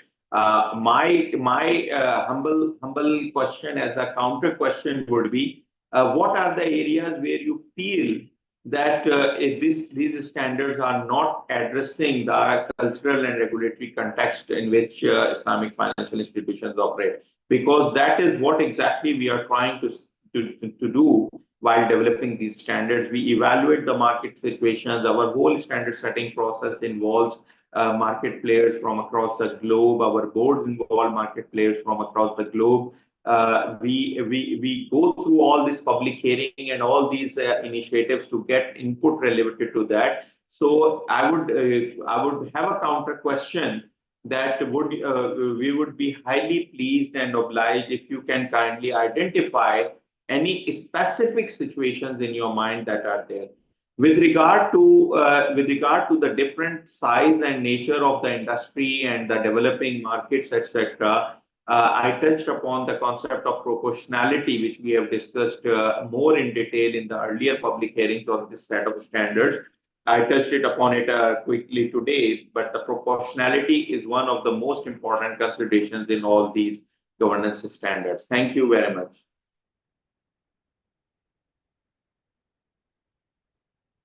The next comment that you have is about financial institutions having conflict of interest. Again, the conflict of interest, the last standard that we discussed, the potential conflict of interest that we felt we identified. Actually, whenever we develop our governance standards, we consider two main aspects: Sharia compliance and fiduciary responsibility, that is stakeholders' interest. So any conflict of interest that is identified and brought to our knowledge with regard to any area while developing a standard, we try to address it. So a lot of questions that you are putting as how do these draft address or something like this, I would request you to be kindly more focused and identify the situations where you feel that there is a potential conflict of interest situation that we have not addressed.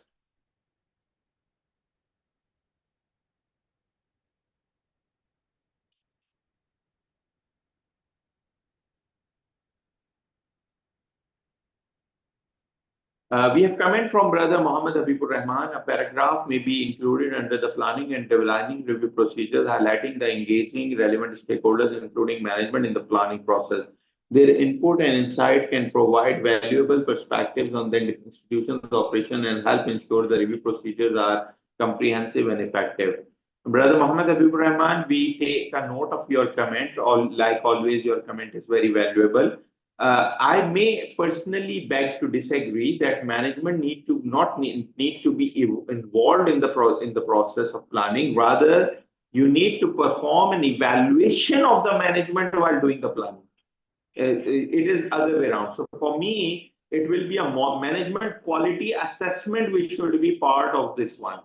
I think this is a slight different approach that I am talking about. But again, we take your comment, and Sister Zahra, please make a note of it, because we have kept the management assessment as part of the review procedures and the planning procedure, but not involving the management itself in this one. And I believe that this review process should be independent of the management. So if you involve management in doing it, don't consider management to be like, very, very, at times they might be, because they have a conflict in this. So for example, if I'm part of management, I'm just becoming just putting on the devil's advocate side. So for example, if I put like this, that if I'm the management and I want Sharia board to emphasize on some areas which are very clear in my mind, and there are some areas which are fishy, I can influence the Sharia board if I become part of the planning, that I can influence their decision making with regard to that. They just go and audit, review the very clear type of transactions, and they don't even focus on the transactions which are not very clear or which have Sharia compliance issues. So I can even influence their process. So for me, I would not agree on this. Rather, I would again emphasize that we should do a management assessment, that whether the management is committed to Islamic finance, what is their approach towards implementation of Sharia principles and rules, rather than management coming and providing input with regard to what needs to be reviewed by Sharia board. So I'm sorry, but after thinking on it again, I believe that it would not be the best approach.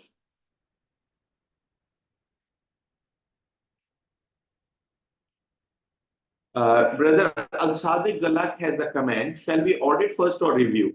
The quick answer is that audit and review are performed by two different persons. That is, this review is performed by Sharia Board along with the Sharia Board Secretariat or Sharia Compliance Department, while the internal Sharia audit can be conducted on an ongoing basis and external Sharia audit can be conducted once in a year.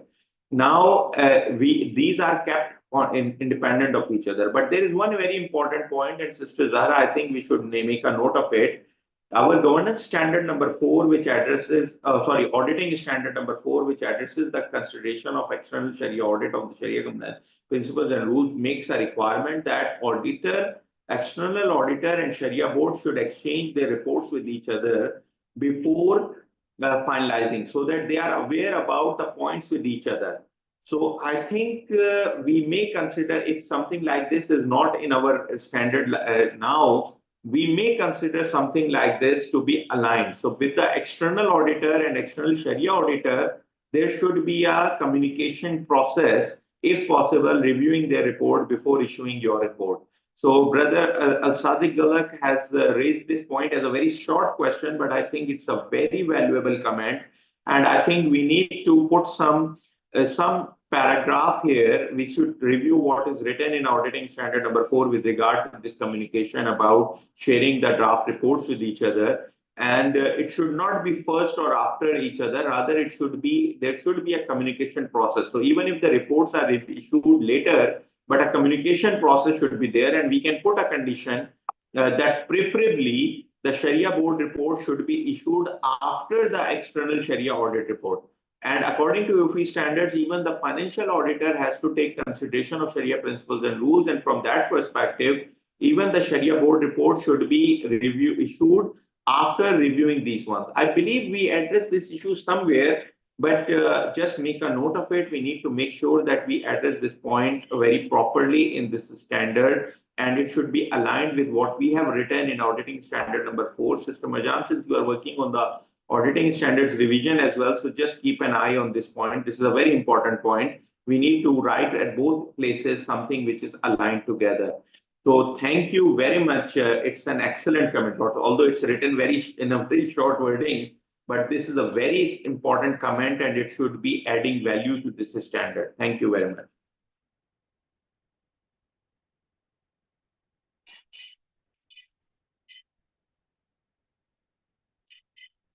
Isatu Sar has 2 more comments about examples about the transparency and accountability. Obviously, we have included the sections on that. That is my quick answer.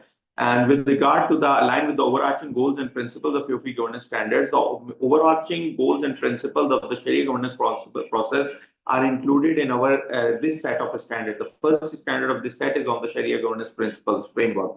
So from that perspective, if you see that all these are aligning the 14 principles, so this is all aligned together. I would not like to go in more detail about your questions, but I would like to request you that if you feel that there is something missing, that please let us know. Particularly, I would request you to read the governance standard framework exposure draft, which is part of this set of 6 standards.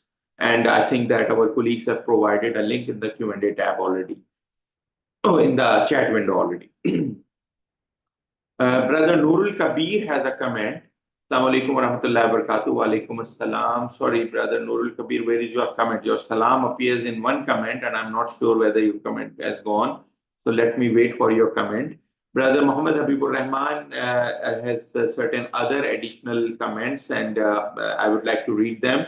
A paragraph could be incorporated on quality assurance, emphasizing the importance of ethical conduct and professionalism among review team members and the necessity of avoiding conflict of interest while conducting SSB review. Brother Muhammad Habibur Rahman, it's an excellent comment. I think, Sister Zahra, we need to create, we cannot put the whole paragraph, but I think we should be putting one paragraph that the Sharia Supervisory Board and the team assisting them, they must all follow the AAOIFI Code of Ethics, AAOIFI Code of Ethics for Islamic Finance Professionals. So, Brother Muhammad Habibur Rahman, the point is very good.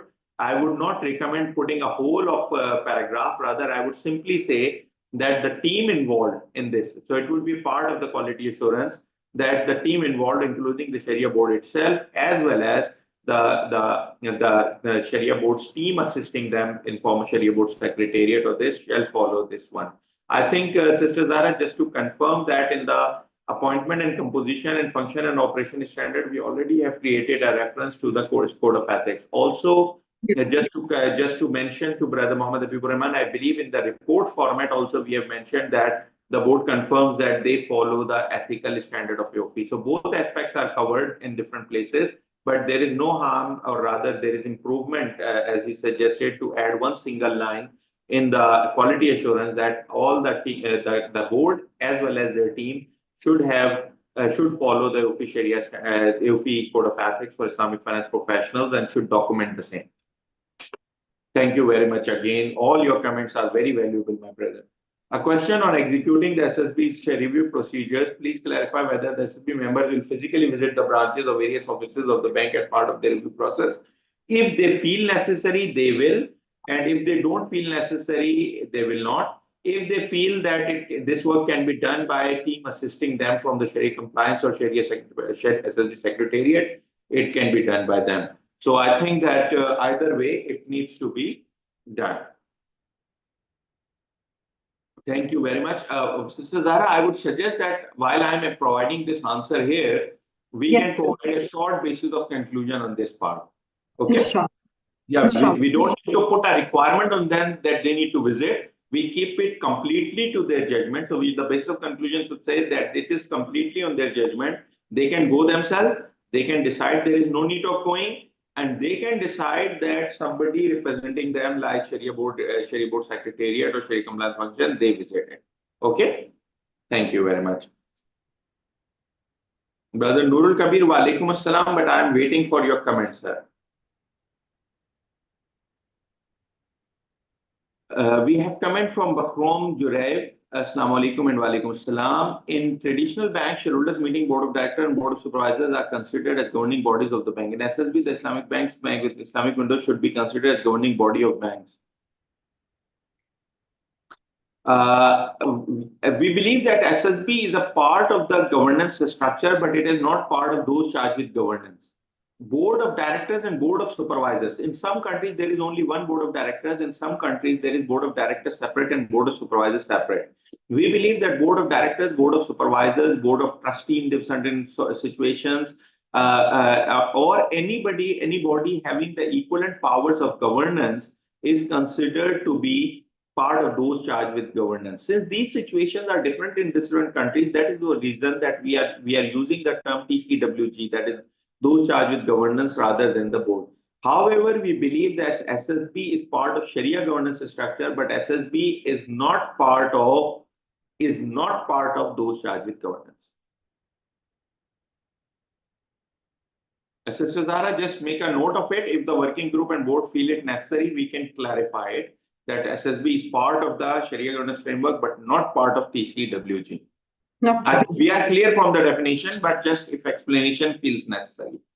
Brother Imtiaz Abbas Hussain again, to strengthen Islamic norms, is there any quality control review system of SSB reporting and their working papers, etc.?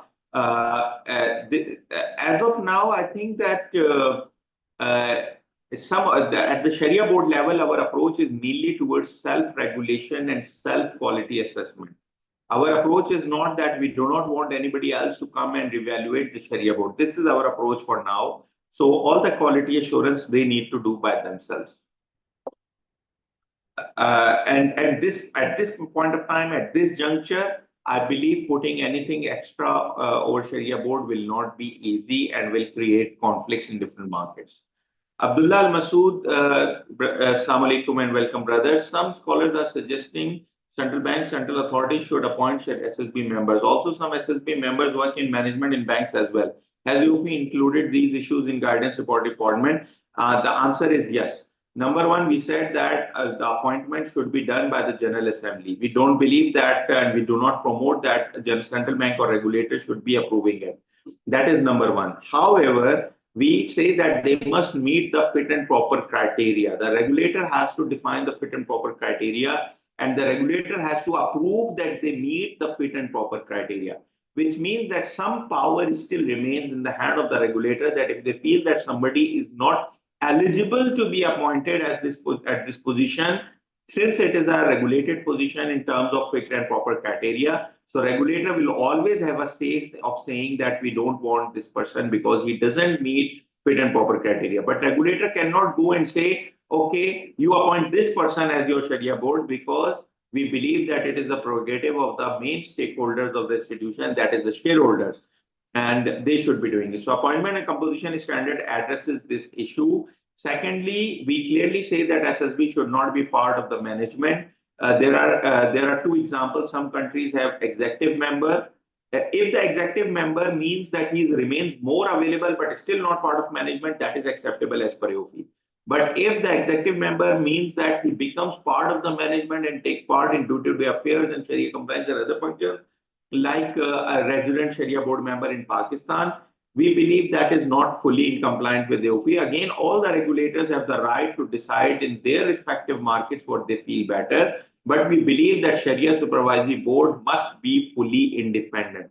They can appoint a person of the Sharia Board who remains full-time available, but still he should not be part of the management. He can remain available on a full-time basis, but still as an independent member and not as a part of the management, and should not be part of the grading system, etc. In the earlier public hearings, there were some comments, etc. on this part as well, and I believe we had more discussion on this. Right now, this standard is more about review and report, so I will not be opening this discussion further. I just tried to provide you, my dear brother, the rationale about what we have done. But again, your comment is well taken, and we'll take it to the working group and board, and we'll see what they want. Brother Muhammad Shahid Salim has a point. What will be the date of report and how the subsequent events are dealt with by this standard? Excellent point, Brother Shahid. The quick answer for the first point, Sister Zahra, please make a note of both the points. The first point is what the date of the report. The date of the report will be when they complete the process. So I think we should be considering about the date of report, providing some further explanation. But they have to sign it when they finally conclude their work. That is one part, but this is important. And if we put our alignment with the communication with the external auditor, external Sharia auditor, Sister Marjan, based on that, we might need to provide some guidance on the date of report as well. Thank you very much, Brother Shahid Salim, for excellent point. The second part, how the subsequent events are dealt. I think this is a question different question. Means that this is about the institution being Sharia compliant or compliant with Sharia principles and rules during the period. So it is for a period, which means that subsequent events by default are not part of this report. And we have not gone into much details about this issue, but there is one issue. What issue can be there? I think Sister Marjan and Sister Zahra, please make a note of this point. We don't believe that a subsequent non-compliance will result in non-compliance during the period, but there are two situations. One situation is a subsequent non-compliance is identified, which means that there is a risk that the similar non-compliances might have happened during the period as well. That is number one situation. We believe that whenever something like this is identified, the Sharia board need to extend the procedure if the report is not yet issued. That is number one. So I think we should put it somewhere in explanation of its conclusion. The second part is, if there was a Sharia non-compliance identified by the Sharia board, and the Sharia board said that this amount should be paid in charity, for example, or there is the transaction should be reversed, or something need to be, as a corrective action need to be done. In that situation, we put about this, that these sort of situations where a subsequent resolution is done, like there was a Sharia non-compliance, but that non-compliance was resolved, that is no more reported. Now, if it happened between these 2 dates, that the non-compliance happened before the year end, during the period, and the corrective action takes place after the year end, this is another situation where subsequent events need to be addressed. So I think, Brother Shahid, although our approach for developing this standard was not to go in detail like the audit standard, Our internal and external audit standards are quite detailed in these parts, including subsequent events. The Sharia external audit standard addresses it, and we have more detailed guidance on the external Sharia audit, which unfortunately is a bit delayed in finalization, but it is very quite detailed guidance. But here we have not put it because we kept very short. But I think based on your comment, we might need to provide some guidance with regard to these two types of subsequent events. One, subsequent issue identified later, which may have impact on the current period, which means we need to extend our procedures on the current period. That is number one. Number two, non-compliance happening during the period, corrective action taking place after the period, which means that this corrective action has an impact on that transaction. So how to address this? I think these two type of subsequent event issues might need to be addressed somewhere in the standard, maybe in form of some guidance or as a conclusion to base of conclusion. But the approach is that we kept it very short standard. We did not want to put a whole audit standard or for the Sharia board. It would be impracticable. We put very minimum requirements for the Sharia board review. Our observation was that we already had this governance standard number 2, but it was not being followed properly. And there was not alignment between this one and the report, particularly the new report that we were finalizing. And that is the reason that we worked on this. Thank you very much for your comment. And I think that it needs to be, I think if we need to sort of address it at least. Thank you very much. I think we are supposed to take a break at this time, that is 12 Bahrain time. So Yes. because it's prayer time in different countries as well, including Bahrain. So if we take a 15 minutes break from now, this is 12:05 Bahrain time, I believe. So if we can take only a 15 minutes break and 12:20 Bahrain time, we join back and we continue discussion from here. We request you to keep connected and just be available. You can pray if it is prayer time in your place, or stretch your legs and have a cup of tea in between. So we just join back in 15 minutes at 12:20 Bahrain time. Thank you.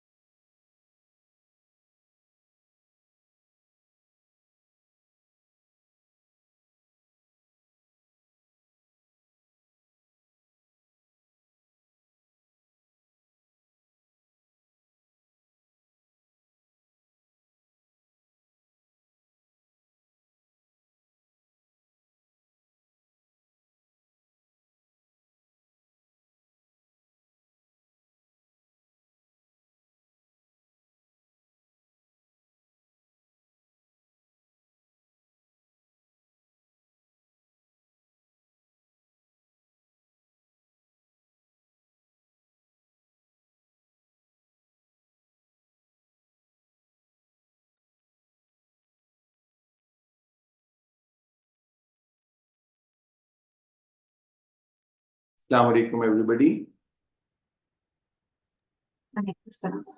I think we should start again. I can see that the number of participants has a bit reduced. You know, it's a bit natural. It's a long public hearing, and probably still some people may join back. So let's continue answering the questions first before we move to the next section. So Dr. Muhammad Hafizur Rahman has a comment.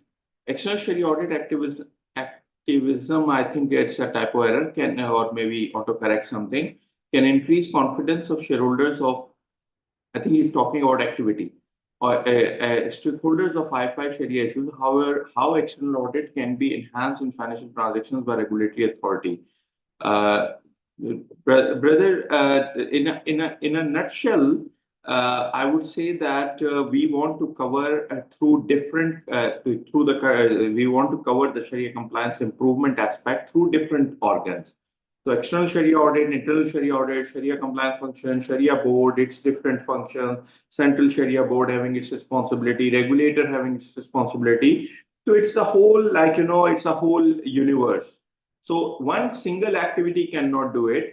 But for sure, for external Sharia audit, we have our own external Sharia audit standard number auditing standard number 6, which is already there. As I mentioned earlier, that detailed guidelines are a bit delayed, but they are already in progress. So inshallah, we'll be able to provide further guidance. One part is your part is about regulatory authorities, transactions by regulatory authorities. This is not very clear to me. It means that, are you talking about the transactions of the regulatory authorities, or you are talking about how regulatory authority can use it in the external audit? That is, normally we don't call it audit, we call it on-site inspection. So if you are referring to that, that is not in primary scope of AAOIFI, but we are thinking that we need to do some capacity building part on that. So while it is not our primary scope, but at least the capacity building part we are working on. Thank you very much, brother. I think the comment was from brother Sayyid Nurul Qadir. He was connected with one ID, but his name he meant is Sayyid Nurul Qadir. So thank you very much, brother, for your kind comment.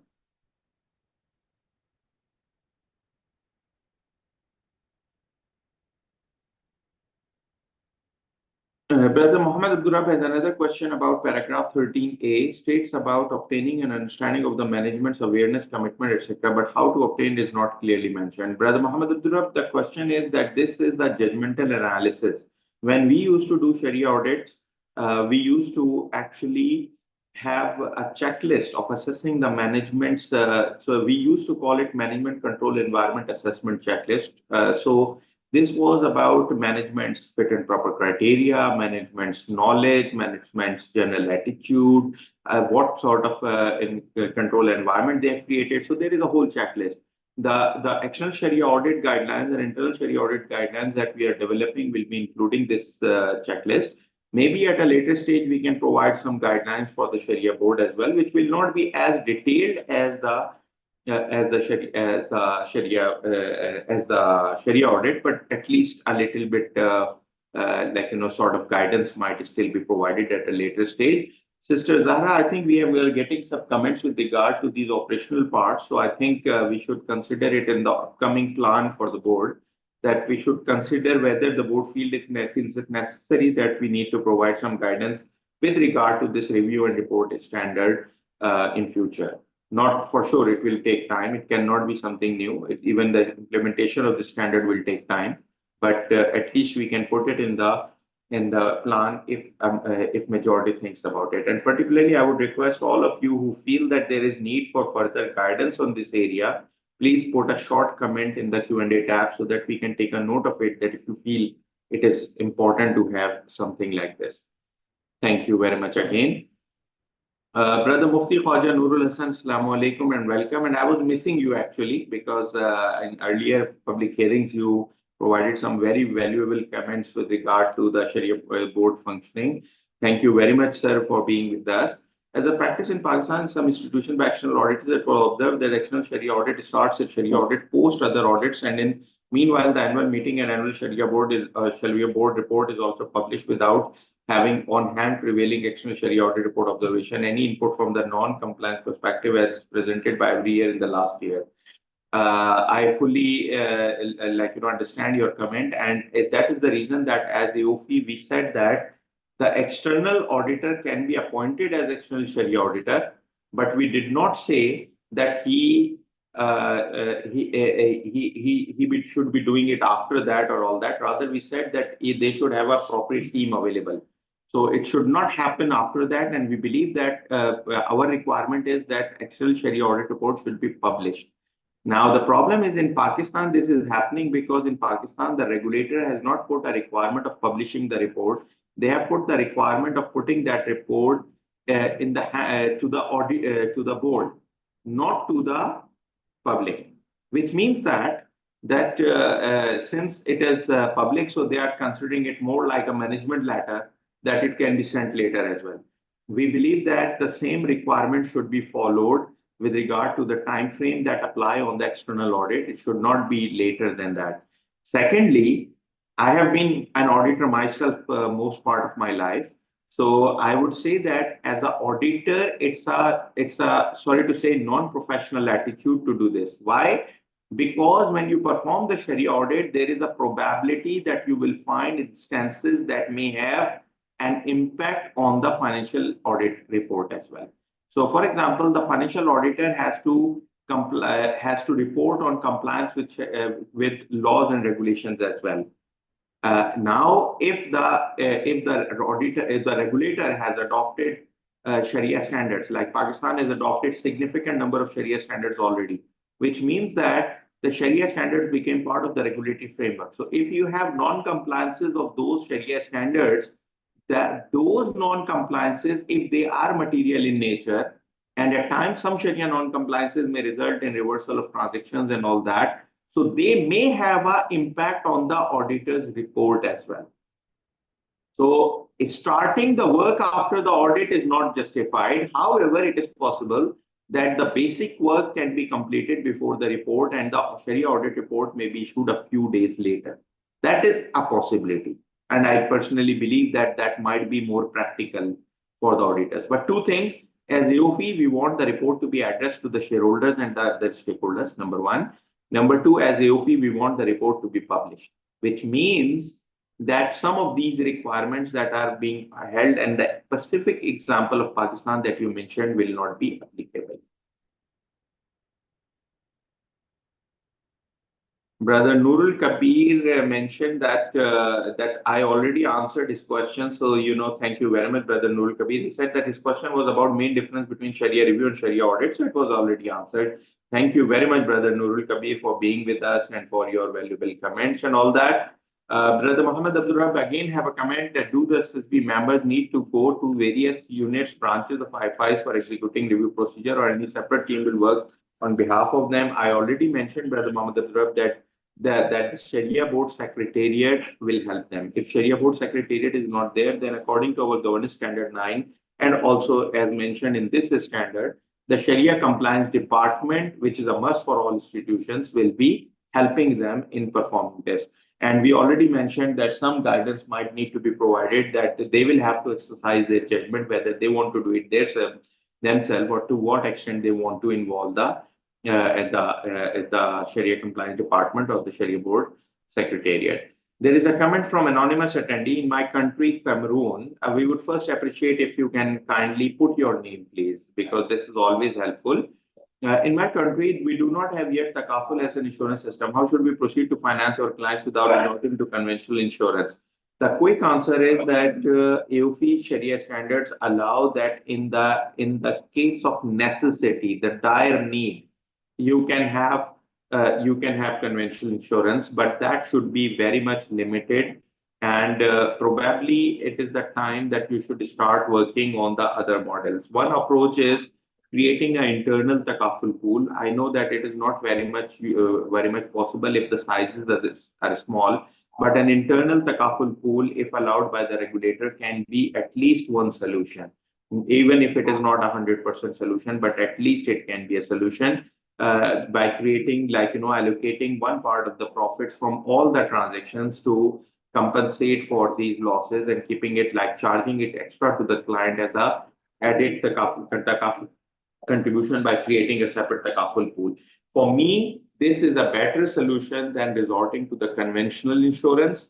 But again, the Sharia standard allows that in the case there is no Sharia compliant takaful available for dire need situation, you can approach conventional insurance, not preferred, but allowed in case of need. And my suggestion, even that case of need might not be necessary if all the institutions within the country, or even if one single institution starts creating a takaful pool.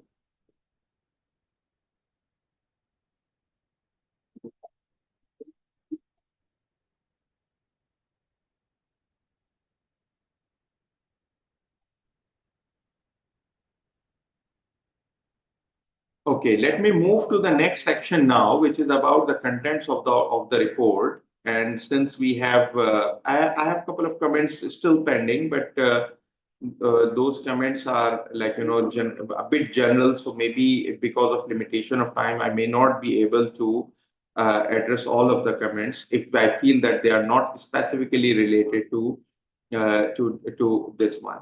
There is one comment from Al Sadiq Galak. If we have SCB with Sharia, SCB, I think we are talking about Sharia. SCB, I think we are talking about SSB, Sharia Supervisory Board, which is based on Sharia regulations. Do we need internal auditors and external auditors?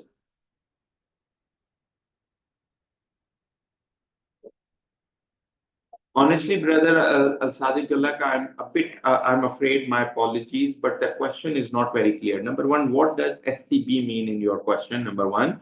And number two, if you can kindly clarify a little bit more about your question in more detail. My apologies, but we feel that this question is not very clear.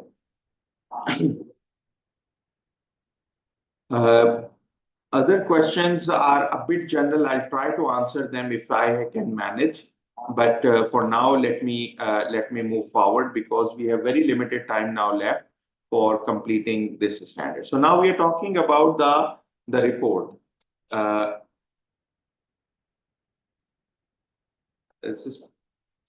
think this heading, Sister Zahra, just check this heading is not correct. Is this heading not correct only in the report? Yes, it should be.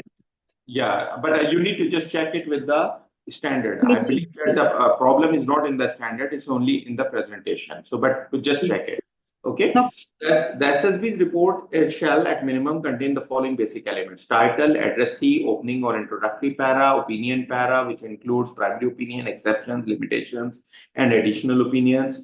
Then it should identify responsibility paragraph, hierarchy of Sharia principles and rules, functions relied upon, means that which functions they relied upon, inherent limitations of a declaration of SSB's independence, and ethical considerations, as I touched upon earlier in one of the questions.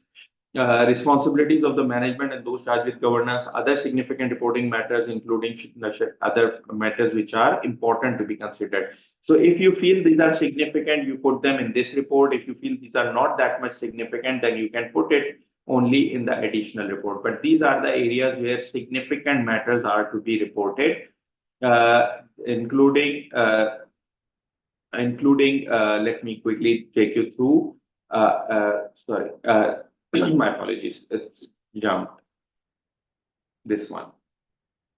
Key Sharia non-compliance risk with weak controls, significant influences of Sharia non-compliance identified and later resolved, key Sharia non-compliance issues in matters that are not part of primary scope, the specific consideration related to segregation of funds and operations, key observation of the overall governance and control mechanism, and key difference between Sharia principles and rules applicable to the parent entity and those applied by subsidiaries due to application of a different regulatory regime.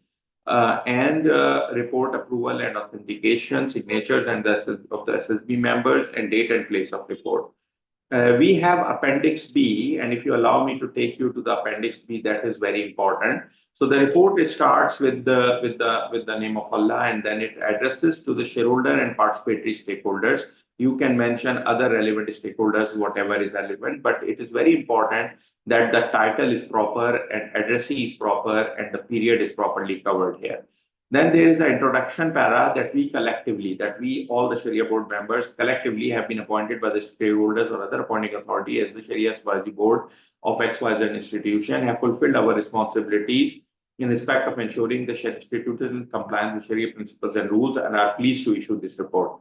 primary opinion. That is the first opinion. Based on our oversight and supervision of the institution affairs related to Sharia compliance. That is the routine activity that we did over the year, and a periodic specific review of the activities performed. So we are basing our report based on two things. One is the oversight and supervision activity that was done, and period specific review of the activities performed. So activity during the year and activity at the end of the period as a review process. Now, primary opinion. We report that in our opinion, except for the exceptions and limitations reported in paragraphs immediately following, in all material respects, the institution's financial arrangements, contracts, and transactions with its customers, other financial institutions, stakeholders for the year ended this were in compliance with Sharia principles and rules. Let me clarify one part. This is similar with the Sharia audit report that AAOIFI has prescribed, that all of the affairs of the institution are not considered part of the Sharia compliance scope. What is considered part of the Sharia compliance scope is the financial arrangements, contracts, and transactions, which mean that anything related to financial matters, transactions, balances, all of it is related to the scope of Sharia board. But what happens if there are matters other than this which are not part of the Sharia board's direct scope? A very common example at time we talk about the dress code or having masjid in each of the branch, things like this, which are not part of the primary scope of the board and of the Sharia board, and these are not primary part of the transactions. So because the confidence that we need to give to people is that when they do transactions and investments with these institutions, they are Sharia compliant. For this, although it is always preferred to follow the Sharia in all aspects and not in selective aspects, but the confidence as the regulatory level, what is needed is the financial arrangements, contracts, and transactions being in line with Sharia. Second part, as I mentioned earlier, that we have referred to here as Sharia principles and rules. And the Sharia board responsibility is as per Sharia principles and rules, which are not to be defined by them alone. Rather, these are to be defined according to the hierarchy as per AAOIFI, or in some cases, if it is changed by the regulator, in line with the hierarchy defined by the regulator. If there are exceptions to this, those are to be provided. If there are limitations to the information and the working of the Sharia board, these are to be provided. So these are two types of qualifications or modification in the report, in the opinion by the audit by the Sharia board. Number one, with regard to the non-compliances, that is the observations that they identified. That is the exceptions to Sharia compliance, and secondly, the observations which are related to the limitation of scope, means that they were unable to get access to information, they were unable to verify something without proper information, they were not given full access to something. So these are the limitations, if there are any. And in most situations, we believe that limitation and exception should be blend. So they should be report without these exceptions and limitations. Then we have put some additional opinions. Why additional opinions are put? Because one is that generally all institution is Sharia compliant, but there are some specific matters. So these additional opinions are on the specific matters. So the first point is any income earned from impermissible sources along with any charity amounts received from customers or other stakeholders have been adequately accounted for as impermissible income and have been paid or are earmarked for payment within next 12 months, duly segregated from the institution's own funds by the management for the purpose and the parties approved on a timely basis in line with the overall policy approved by the SSB. The second part is zakah applicable on different stakeholders has been adequately computed and accounted for or disclosed. So zakah applicable to shareholders, zakah applicable to investment account holders and other stakeholders, whatever sukuk holders, etc., whatever is applicable has been calculated, computed, and either accounted for or disclosed as appropriate. So if it is a legal requirement to be paid, it needs to be paid. If it is not a legal requirement to be paid or not authorized to be paid, in that situation, it is to be disclosed. AAOIFI has financial accounting standard on zakah as well, but the Sharia board's input on this part is very important. So it has been paid by the management for the purpose and that parties approved on a timely basis in line with the overall policy approved by the SSB. Sister Zahra, I think at the zakah, in bracket, it should be where applicable has been paid. Where applicable, because first part is accounted for and or disclosed. So the second part should be where applicable. Zakah, where applicable in bracket. Okay? No problem. We further report that in our opinion, the third part, the institution has complied with its fiduciary responsibility, including in particular the profit and loss sharing with various participating stakeholders, including investment account holders, sukuk holders, including investment account holders, sukuk holders, etc. I think sister etc. is missing here. Yes, we'll add it. Etc. By applying just and equitable treatment to such stakeholders in line with the relevant contracts, applicable Sharia and financial accounting standards, and the institution's policies. So this is the third specific opinion. First on charity, second on zakah, third on profit and loss distribution and allocation with the fiduciary responsibility for the investment account holder. Fourth specific opinion, the institution has followed the principles of financial reporting and has reflected the true nature and characteristics of the transactions in line with Sharia principles and rules, and has not committed any non-compliance with Sharia, in particular regarding revenue and liability recognition, profit and loss computation, determination of counterparty balances, and reporting of monetary balances, among others. So the fourth specific opinion is that at times Sharia board does not go into detail with regard to the accounting policy. So if AOP financial accounting standards are being followed properly, then most probably this report will be clear all the time. But if AOP's financial accounting standards are not followed, then what happens? Then still there are challenges with regard to accounting as per Sharia. Means that, for example, timing of recognition of revenue, timing of liability and asset recognition, timing of profit. Sister, I think revenue, asset and liability recognition, we should talk about asset recognition also. Profit and loss computation, determination of counterparty balances. Actually, anybody who has interest in this area, even if AOP's financial accounting standards are not followed, you should always refer to AOP's conceptual framework, where there is a full chapter on this topic, that what are the Sharia rules and how they are reflected into accounting part, like revenue recognition, liability, asset recognition, etc., profit and loss distribution, etc. So all these things are a major part. I would say nothing can be 100% complete, but there is a quite detailed chapter in the AOP conceptual framework for financial reporting which addresses these points. So the point is, even if AOP financial accounting standards are not followed, financial accounting should be done in line with Sharia, and that should be one of the specific opinions of the Sharia board. The next is okay. Let me put one quick comment. There was a question that how do you think that how AOP thinks that Sharia board should be able to give an opinion on the financial reporting part? That is the reason that we suggest that the extended responsibilities of the Sharia board require Sharia board to include experts. This is very important. So that is one example only, that in order to enable the Sharia board to fulfill all its responsibilities in addressing the newer risk and more detailed, sort of environment, Sharia board need to include technical advisors, which is, we have put it as a preferable, but if you ask me, it should be mandatory. The fifth part is the institution has established a appropriate mechanism for assessment of Sharia non-compliance risk commensurate with the nature and size of its operation, and has established necessary mitigating measures to manage such risk.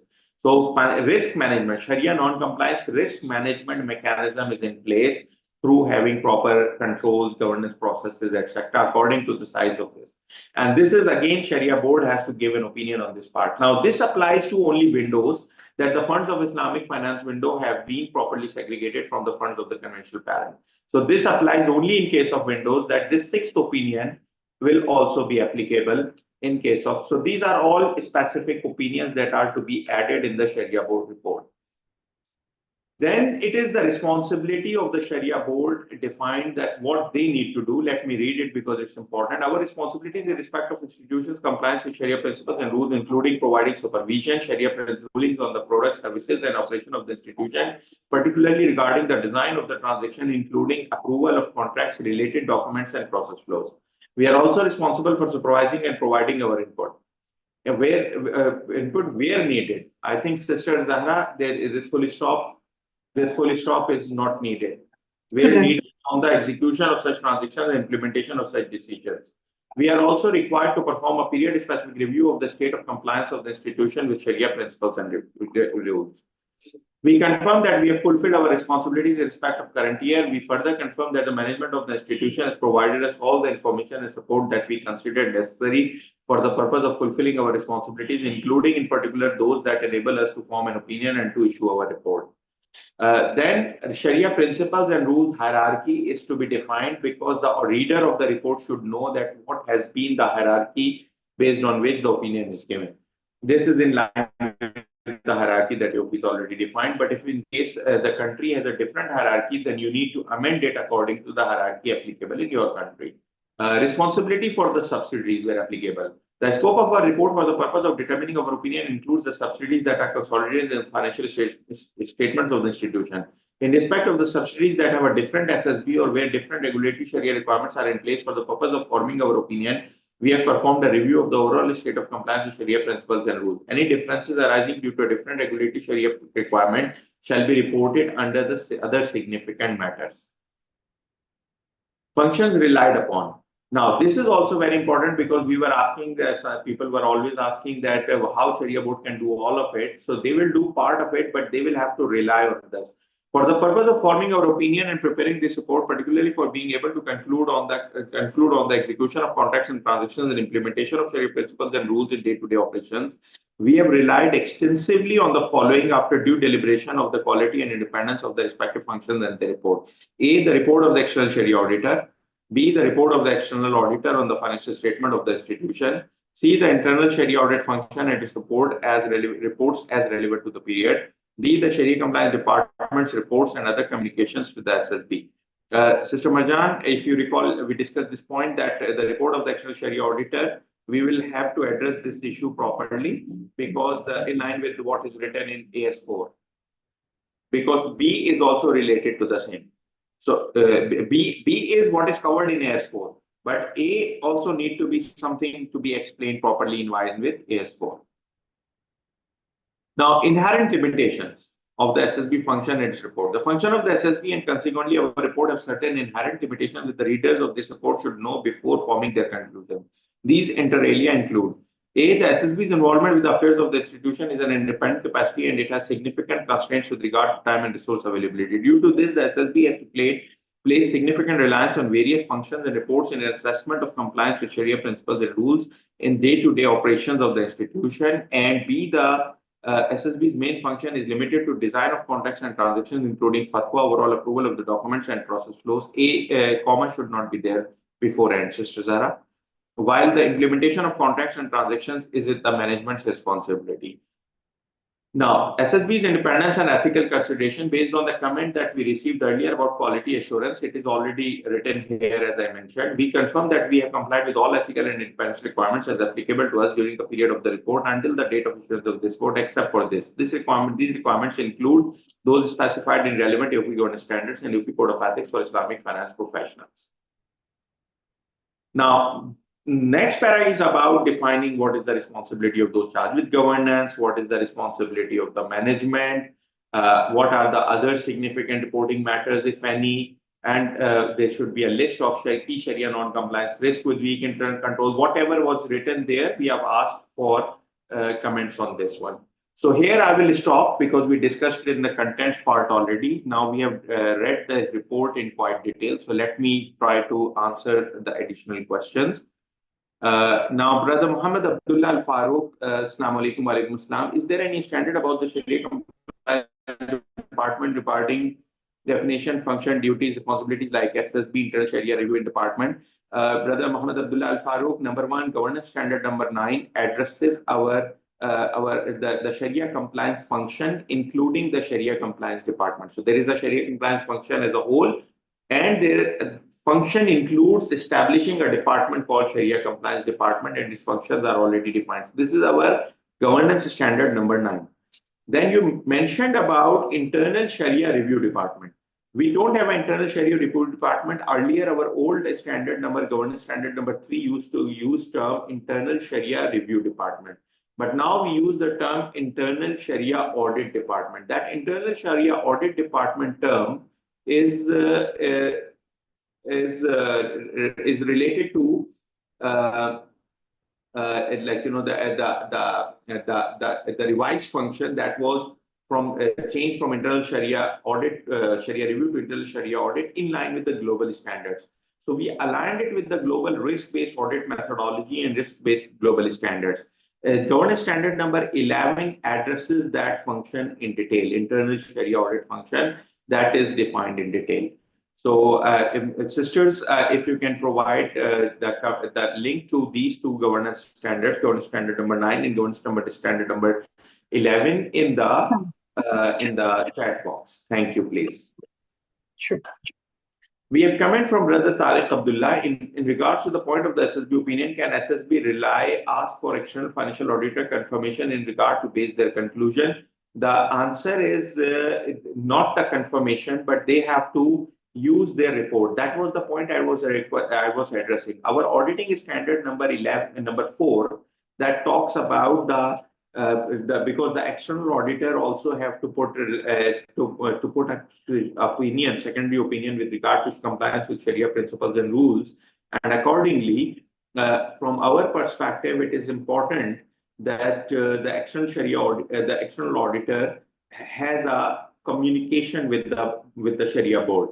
The requirement of standard number 4, auditing standard number 4, is that both the Sharia board and the external auditor will share their draft reports with each other and will communicate with regard to the significant points and will make sure that points are covered by one of them is covered by the other one also. So this is a very important point, but some auditors, external auditors, took it easy and they said, okay, the purpose of getting this report is that if the Sharia board report is clean, we give a collegial opinion on this part. We believe that the purpose is not just to put reliance on other, but rather the purpose is to have a counter check with regard to each other. Obviously, the reliance element is there, but also the counter check element is there. So yes, the answer is they have to rely on that, but not a confirmation, but on their draft report.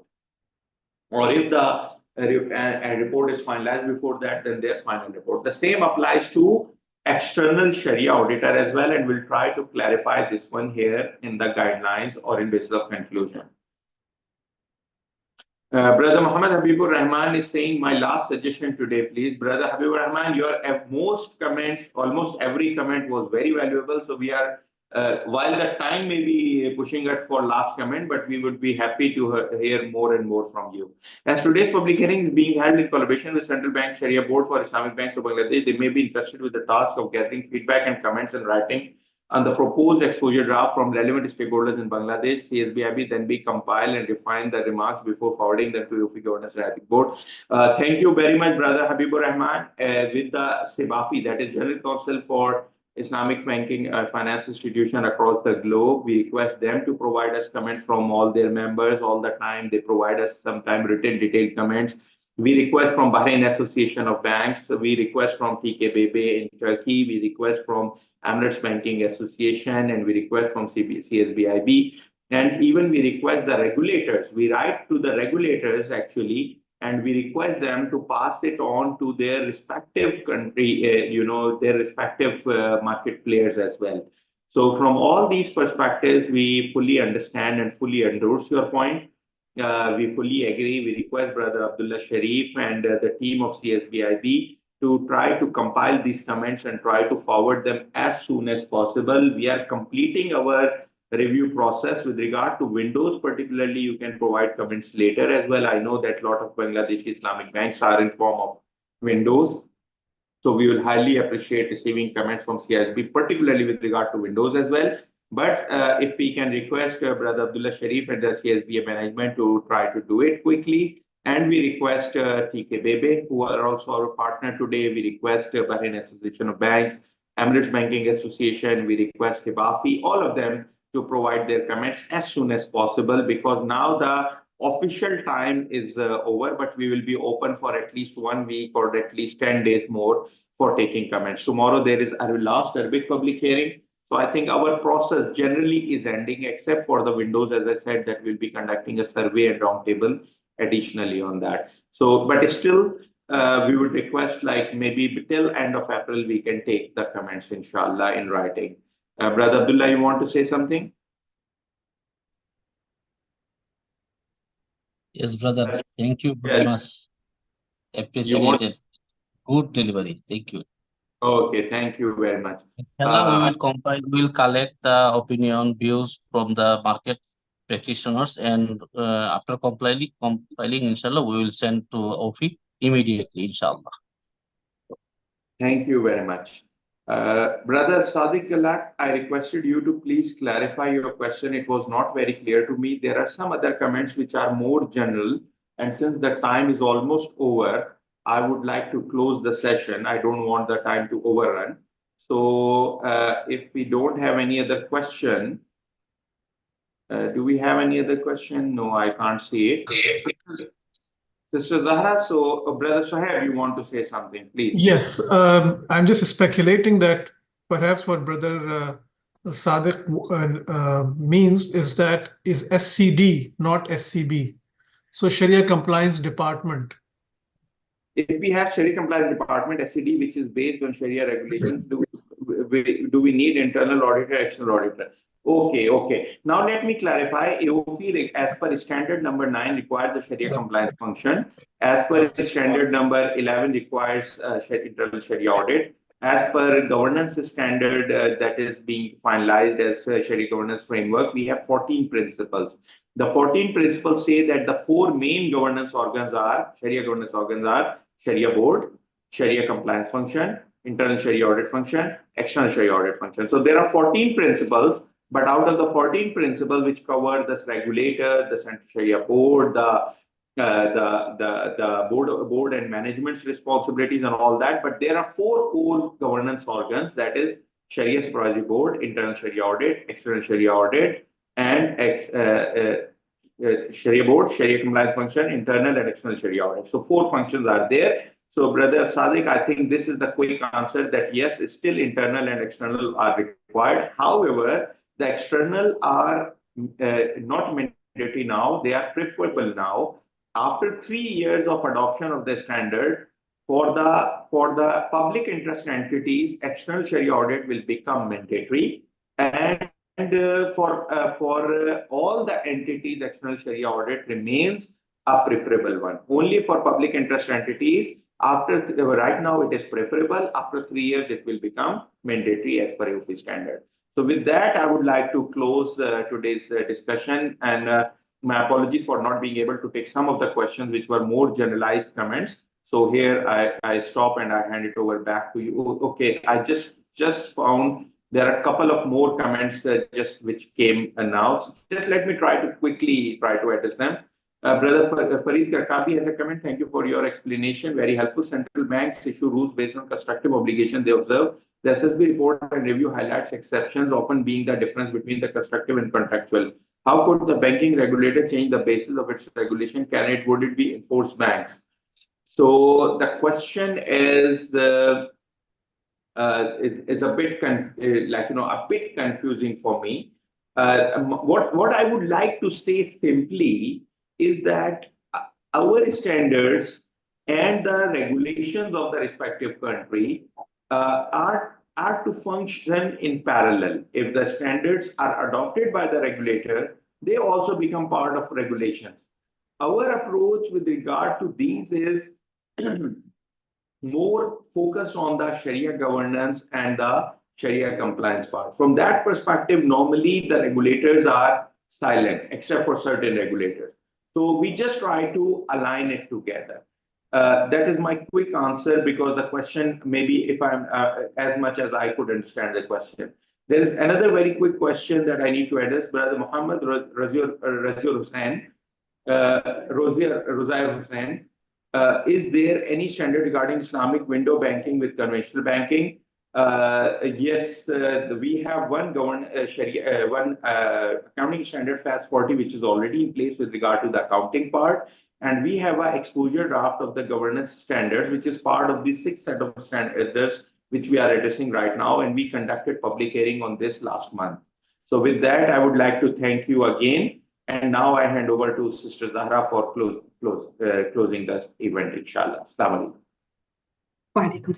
Thank you very much, Brother Umar, for an excellent presentation. I would like also to thank our partners, which are Central Sharia Board for Islamic Banks of Bangladesh, represented by the Secretary General, our brother Abdullah Sharif. Also, special thanks to TKBB, which is Participation Banks Association of Turkey, and a great appreciation for all the participants for allocating 3 hours of their valuable time for this session.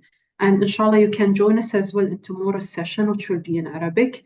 And inshallah, by tomorrow, we will conclude the public consultation process after holding 7 public hearings. As Brother Umar mentioned in the beginning, we will have, inshallah, a roundtable for the Islamic Windows exposure draft. And we hope to finalize and issue the final standards within this year, inshallah, within Q2. If you have additional comments, please feel free to share with us on governance@aoifi.com, and please check our website and social media platforms for details about our upcoming events. If you allow me to remind all the participants today that inshallah AOIFI's annual Sharia Boards Conference will be held in Bahrain on 28-29 of this month, inshallah. And there is one thing that we every time we keep a hybrid arrangement that online, even if it is not possible for you to physically attend the conference, but you can still benefit from the conference in form of online participation. Would like to also mention that this year, particularly as we used to do in past when we were holding only the online conferences, we were having multiple language translations, live translations. So this year, inshallah, we are expecting that Arabic, English, obviously Arabic is there, English is officially available in the conference room as well. But additionally, Bengali, Urdu, Russian, French, at least 4 translations, and probably a 5th one also may be added. So total 6 language translations will be available. Particularly, this will be a benefit for the online participants from across the globe. So please book your calendars for 28-29 of April, inshallah. Thank you again. Thank you very much, Brother Umar, for the note. Once again, thank you for the participants and the partners. Stay safe, take care, and fi aman.